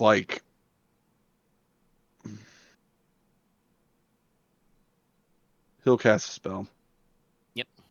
He would cast a spell he would have cast at the beginning of the turn. So Twin Nova Deadly Spell. We're just gonna eviscerate it. We're just gonna disintegrate this man now. Kamehameha. Explosion! You guys are definitely probably gonna want to Scarper after this. I'm taking that sword first. Fair enough. Well, actually, this is a very important question. I don't think Morticia can Scarper really well. No, I can't. She's got a bum leg. Yep, he's still adversary 2, but no other defense. And boy, howdy, we really wasted that warding, didn't we, Chief? I think I'm high in my own adrenaline right now, but I just did the thing I thought was exciting in my head, and I did it. Okay, knocked it away. Okay. Oh. Okay, so that would be enough. No, not 16. 18 damage, and I set him on fire with a base of 12. Okay. This man is... Your fire is more impressive than mine. Yeah. Yeah. All right, so yeah, even if he soaks 6 of that, that's still 12. So he is now 38 out of 26. Just roll a crit, just for posterity. Yeah, sure. Go ahead. I mean, he's exceeded his wound threshold. Go ahead and roll me a at least plus 10 crit. Did this spell have any vicious on it? Nope. Okay. Let's see how badly fucked up he is. He may technically survive this. Yeah, because he's already got a critical injury. Okay. Oh, you get to flip a point back. So yeah, it's really cool. You fucking blow him off his feet with a jet of or a flash of like angry you couldn't white know this. Yeah, lightning. so it's like it's like crimson lightning sizzling through the air. And yeah, he just fucking is blown backwards into the chapel, probably over Morticia, and thumps into the back wall. And I should store D, spend you a dark point to get you back one. So he is not technically instantly killed by this. He has a fuck ton of wounds, and he's double burning. So if you guys don't stop him from being on fire, nature will take its course. However, that would also mean that some of his things are probably going to go up in flames. So, I mean, as soon as he falls unconscious, I'm letting mine off. All right. Actually, I don't think you can do that. I don't think you can turn off burn. But yeah, he's blasted down. Okay, then I'll disenchant or put it dispel it then. Okay. You can cast Dispel to end a magic effect and make him no longer burning. You could also roll like an athletics check and just douse him. Oh, I'll do that. That's stump better. Him out. Kick him a few times. Yeah. But yeah, no, he would with if that burn damage stayed, he would just die from burning up. All right, so everybody roll to recover strain. You probably should be doing that. That spell costs 5 strain, so. Yep. There's my athletics check. I think it should technically be an average check, but you've rolled a triumph in like 4 successes. I don't need you to make your purples. You're fine. You got it. I can recover most of it. Ryahn gets most of his strain back. Gwen has no more strain to get back.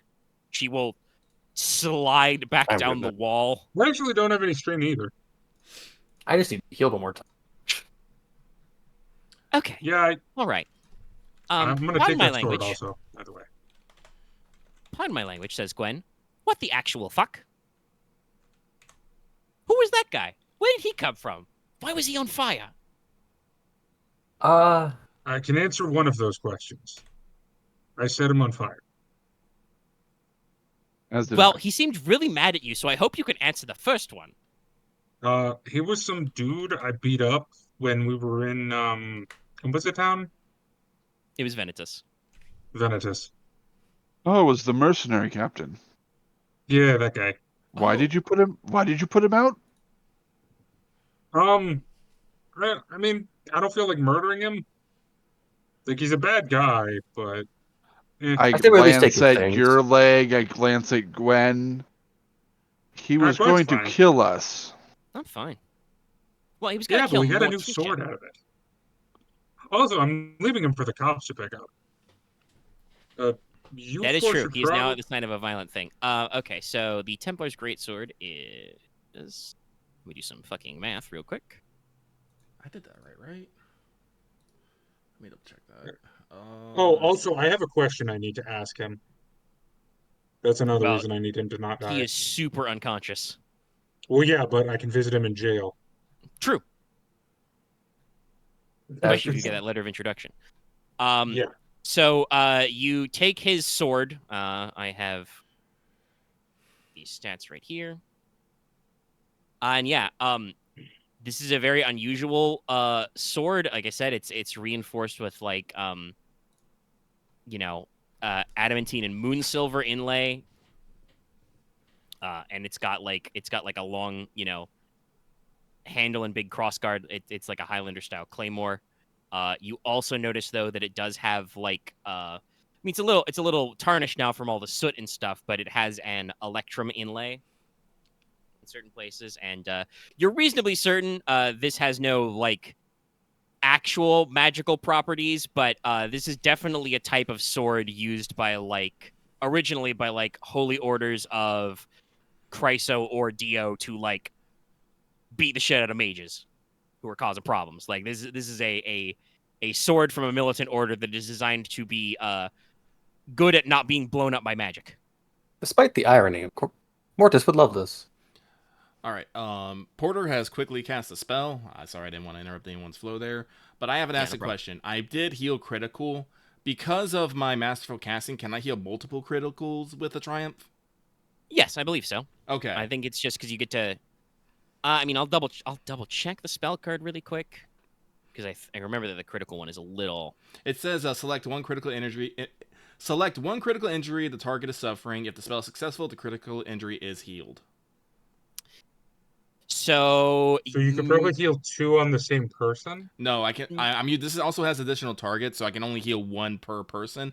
But I have something that lets me proc effects multiple times. But I think I can deal with the winded when we're out of here. If you can heal my cripple, then we can just get out. Yes. So yeah, you definitely cannot use it to hit multiple persons because it says you can only target one. Yes, I would say with your brilliant casting or masterful casting triumph, yeah, you can apply that effect to everybody who is targeted can heal 1 crit. Okay. So Leona can get rid of hers. All right. Thanks. I forgot I have one.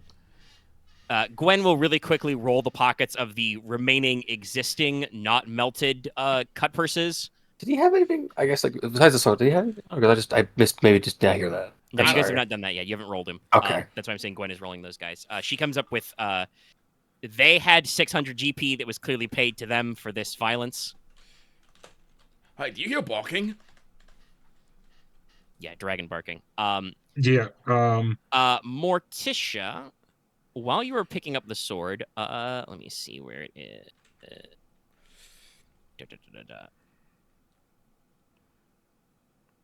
He has a now slightly scorched note, but he had something like basically tucked under his breastplate, which is now in fucking shambles. So you can take. I'm gonna take that note and skedaddle. I'm actually gonna just teleport. That's fair. Where you want to teleport to? And do you want to grab all these guys? Keep in mind that adds black dice to your check. Does it add 1 per person? Oh, I've got that bird open. Yes, 1 black per each ally. Okay, I'm going to add 2 black dice to my roll. All right, who you grabbing? Don't take this the wrong way. I'm grabbing Porter and Ryahn. No, it's fine because when I run the fuck away. Well, honestly, I think least.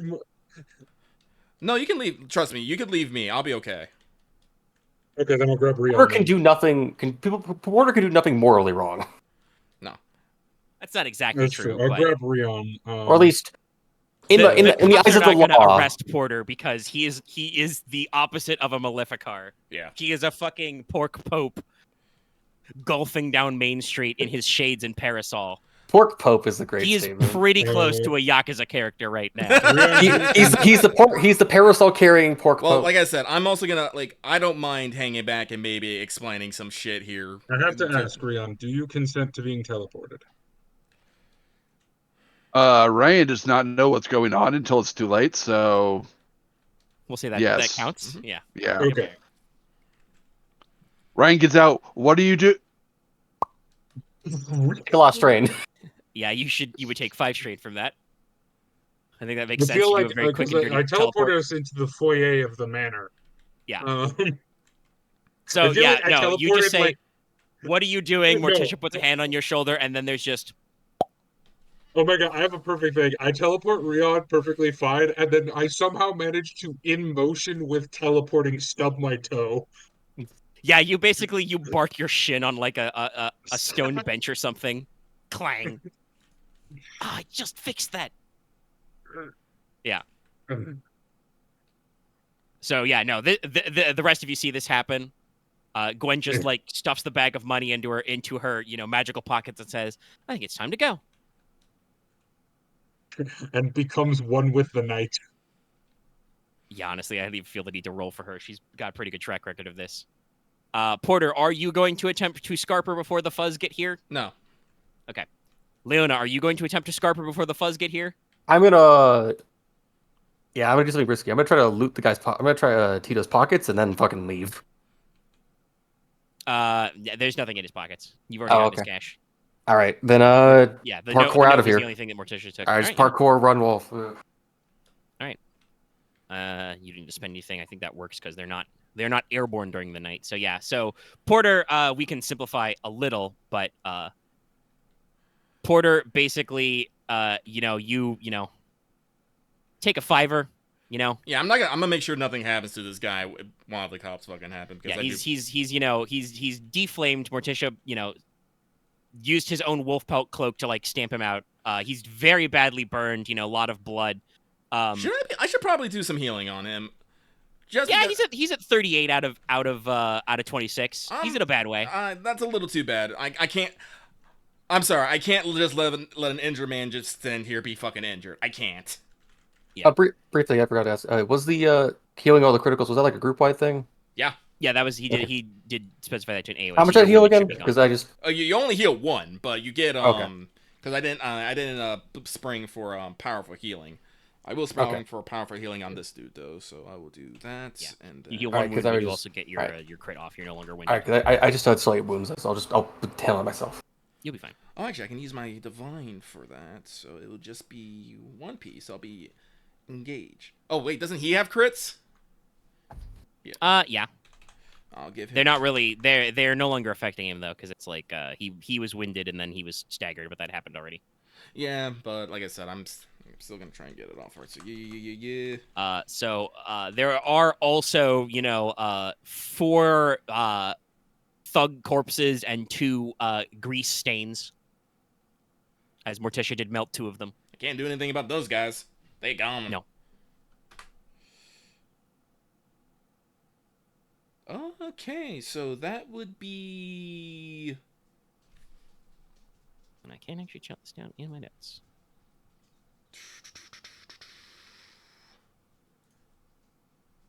Let me make sure I did that right. Yes, I did. So that would be 12 health for strain for him, I guess. Well, no, but he don't get no strain back. He don't need no strain. I need that shit. Give that back. Let me slurp that all up. All right. Technically, that would take him to exactly 26 out of 26, which would be enough for him to become conscious. But as you say, he's got some crits and some shit. He's not gonna start any shit. Like he probably starts moving weakly. Like yeah, he kind of like as your healing rays roll it over. He definitely starts to like flex his hands. Porter will very audibly clang Archie right by his head. It's all like, if I were you, I'd stay there and rest up a bit. I seem to have misplaced my sword. You know how all adventurers are. If you let it drop, they take it. Nah, fuck. I like that sword. It was new. And he's just gonna and like take a fucking nap. Just roll over onto his side. Oh boy, is he been blown up. Yeah. No, he doesn't. He doesn't roll. He just like lets his hands like rest and is just fucking not moving. At least Porter got him out of a coma. Truly very fair to the man. I'm not going to forget him again. Holy crap! Good. It's nice. That was. I think in the other side, he wasn't that bad actually. But that's me. Well, you have a scary sword. True, also, he did I mean, not as much as Porter did with his friendly fire, but he did a pretty decent chunk of damage to you without really trying that hard. Yeah. Sure, we did. Like, if you had not been shielded, I think you would have been in a really bad way. Oh yeah, right. Yeah. Wouldn't he do like 7 wounds to you through a 5-dot barrier? 9, I think. I know he did. Yeah, he had 7. No, so I he could have got your ass. For sure. But yeah, Porter will just wait for the fuzz to show up and calmly explain that he came upon a fight happening and moved to try to help people, but people ran away. And he stayed to make sure that, this man didn't, die. Yeah. So yeah, no, like probably like there's a lot of explosions and lightning and shit. So like half a dozen Jackal Guard, show up with like, at least 3 of these Draken Hounds. The hounds like immediately like look at you, their whiskers point forward. But you are as we say, very obviously blinged out. So you calmly explain your story, and they're like, one of them looks and is like, I have no idea who the fuck this guy is. One of them gently moves the hood on one of the dead guys with like their spear tip because they don't want to get up close and personal to a body. Yeah. They're cautious people. They identify them as like, all right, these guys are local cutters. Local hired thugs. Don't know who the fuck this guy is. Actually, I don't even think I know who this fucking guy is. No, you would. We talked about it before. You guys scoped out the Baron's men pretty well. You would know who T2X Gladius is. I will not I volunteer that information. Yeah. They do ask you for, like, you know, because right now there's a handful of dead thugs. There was very obviously a lot of magic going on, but there's no magic casters here other than you. Mm-hmm. And this guy is technically unarmed, so they kind of ask, like, well, you know, brother priest, what did you see? You know, who started the fight? What was going on? Well, Porter will be honest. He doesn't know who started the fight or how it started. He was, a bit of ways. He heard a bunch of magic casting ruckus. He knew he had some friends nearby and was worried about him, so he went towards the ruckus. He saw the fight happening. There was a lot more magic than he was expecting. Jesus. Some guys got melted. He cannot help them. They were able to take down this dude, and then they just fucking vanished. Teleported away.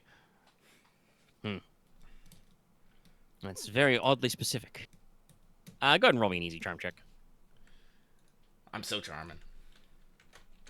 Because you are not lying to them, no. But let's make sure the epitome of everybody's glibness on the right page. If I'm using that word right. Wait, do I have 3 or 4 charm? Let me double check that. 4 charm. Easy. Do I have anything that makes me more charming, or is it just no? Okay. Yeah, no. And they're like, all right, okay. One of the Jackal Guards turns.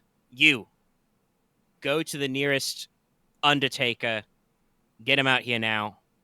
We got to get these guys cleaned up. There's a lot of blood. We'll get some priests down here. Clear this all up. Turns to the other 2 guys. You take this man down to the barracks. Put him in the tank. We'll figure out what the fuck his deal is in the morning. Now I know where he is. Yeah. He turns to Porter and he says, "You, thank you for your help, sir." He kind of looks around all the stuff. You mentioned on the offhand that you had friends in this area or something involved in this scuffle, and he's just like, "If at all possible, sir, try to avoid any scuffles like this in the future. You have a good night. Do you need someone to show you how to get back to town?"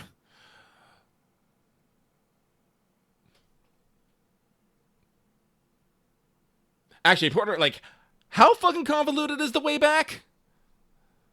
Not super convoluted. There are a couple of, like, alleys and side streets you ducked through.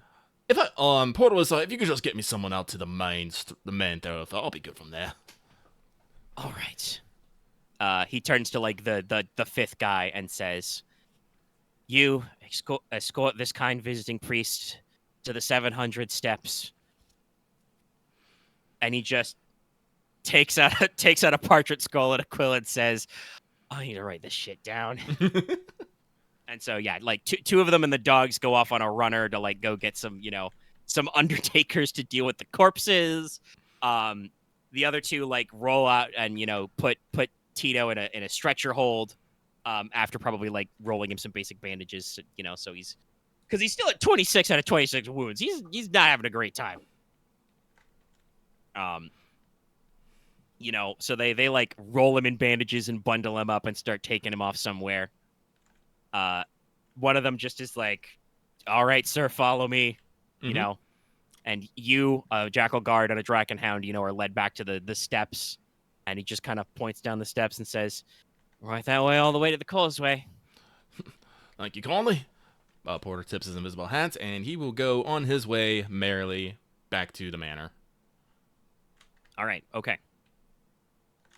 Let's see. What's our total timeo tonight? It's been like 4 hours. It's like, wow. Hours. Okay. Like that was a little bit longer of a knockdown drag out than I was planning. Should we at least, like, so we'll get to the probably, desert? because I did say I did not get super lot of sleep last night, so I am tired. So we'll probably wrap up here. Because this is as good a point as any after this clusterfuck. Oh yeah, no. Morticia is passed out, by the way, probably because she's still 1 crit and 12 wounds down.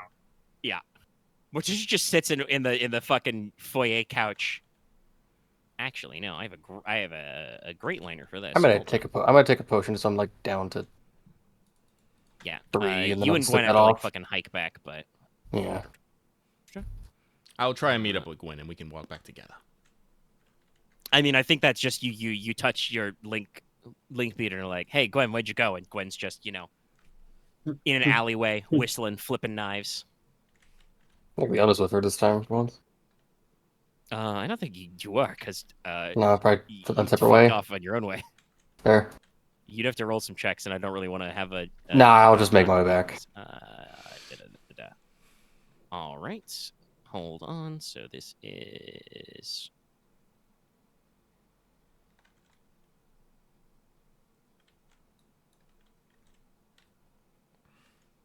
Morticia.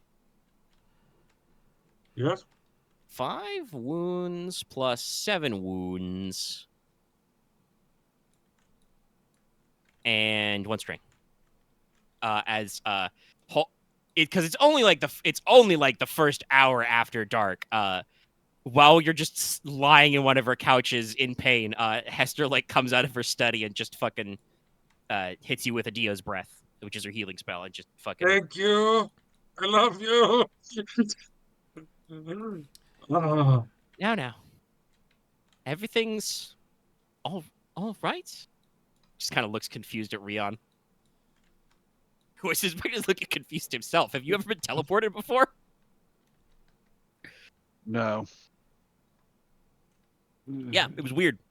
Not weird like you guys those times you guys have like traveled in the space between spaces or anything. You just were someplace and now you're someplace else. Yeah. But I assume at some point Morticia or Ryahn who is there or something will check this note. And basically the note that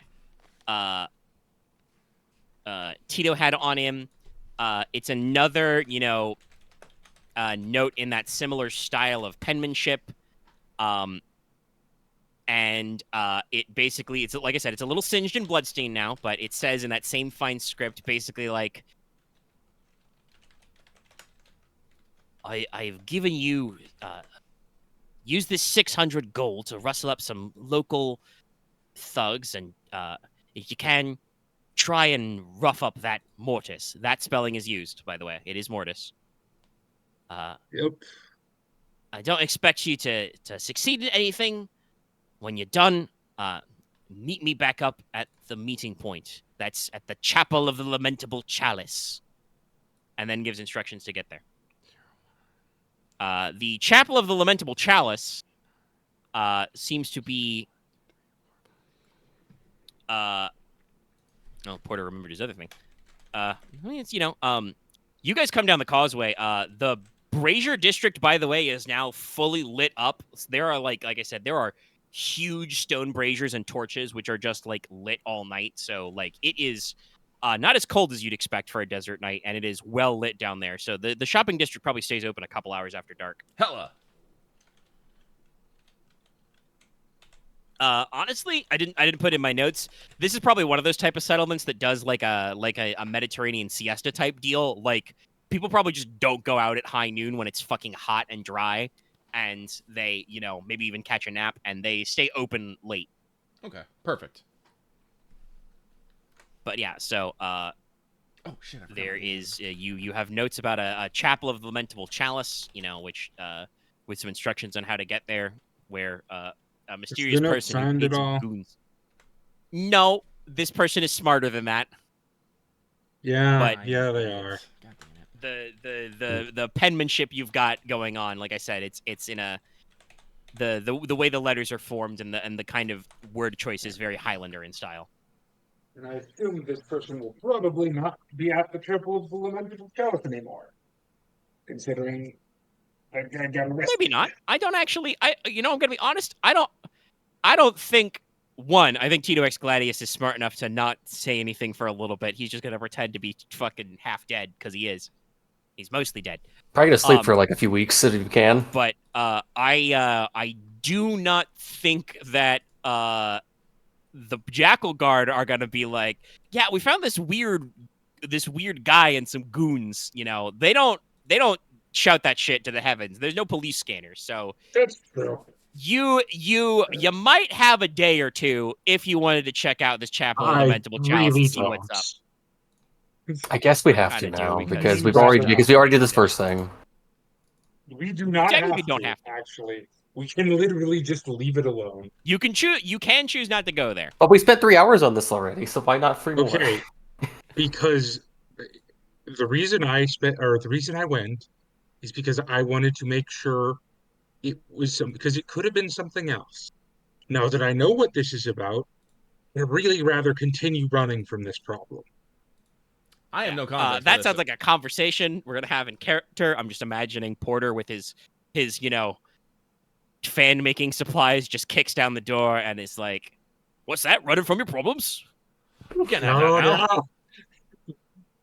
I feel like that sounds like a discussion for the future because you guys do have to recoup and Ryahn probably has like 6 hours. 6 to 8 hours of potion making. I guess we have to. I guess we're gonna have to push us back. What's that? What's that smell? That smells like something burnt. Oh shit! My potions. Oh right, shit.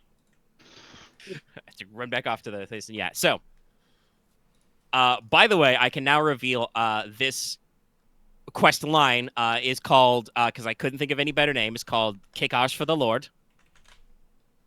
Damn it. Oh, okay. This is the other quest line. Okay. Yes. You are. The other two you were currently engaged on is Land of the Deathless and finding Regan is Blood is Thicker. So gotcha. Yeah, we're gonna call that's the session. Okay, so let's see. Let me total up all you did. Well, I do have a fun line I could leave on. Sure. I'm just gonna do math. Ryahn, remember how Morti said he was trapped under a rock for 20 years? This is the rock. Just holding I'm your gonna go switch to up. bed. All right, okay. So let's see. You did defeat Tito X Gladius. And you did work through all your other stuff. But a lot of this session was prep work and shopping. We'll call it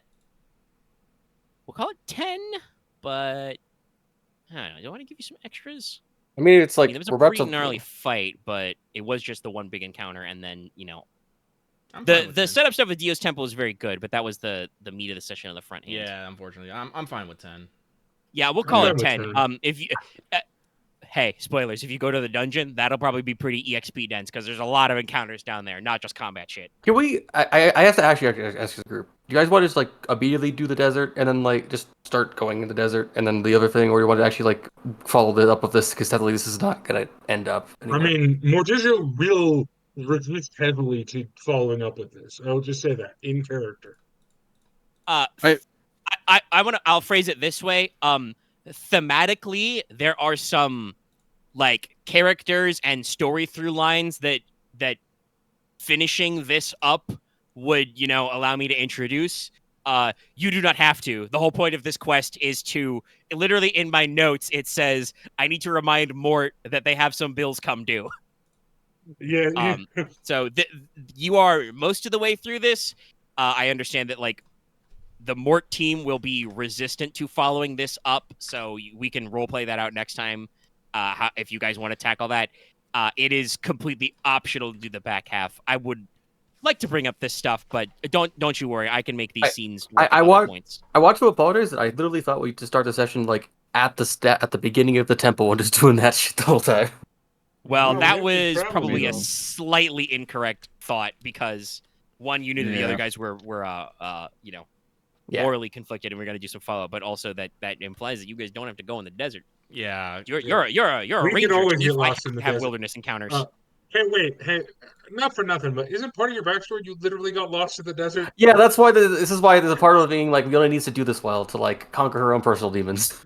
Yeah, but I'm not sure if I voiced them at all, but like whenever we were talking about, literally Leona can guide us through the desert. I was like, Yeah, no. Why do you think I'm all like, we need food, water, supplies? Listen, she's way better at this now. She's way better at this now. Fuck it. I will buy more survival to make this work. But this is not the same desert either. Well, yeah, this one's flat and full of salt pan. Oh, it means I can actually defeat it. This is a way shittier desert, actually. Also, this desert is literally haunted. Yeah, this desert Can't sleep. Desert's haunted. All right, let's see. Do I get range 4 or do I get survival 3? It depends on what you think you will need. But I'm gonna end the recording now. Thank you for liking, coming, and subscribing. I hope you enjoyed that fucking that guy. All I did was, I think, give him 1 extra rank of adversary and like 2 more wounds and a couple of new abilities about punching mages, and that's paid D6 to shit on me. Like that's all we did. So it turned out yeah, good tune up. All right, see you guys later. Later, everybody. Yeah. Goodbye, everybody.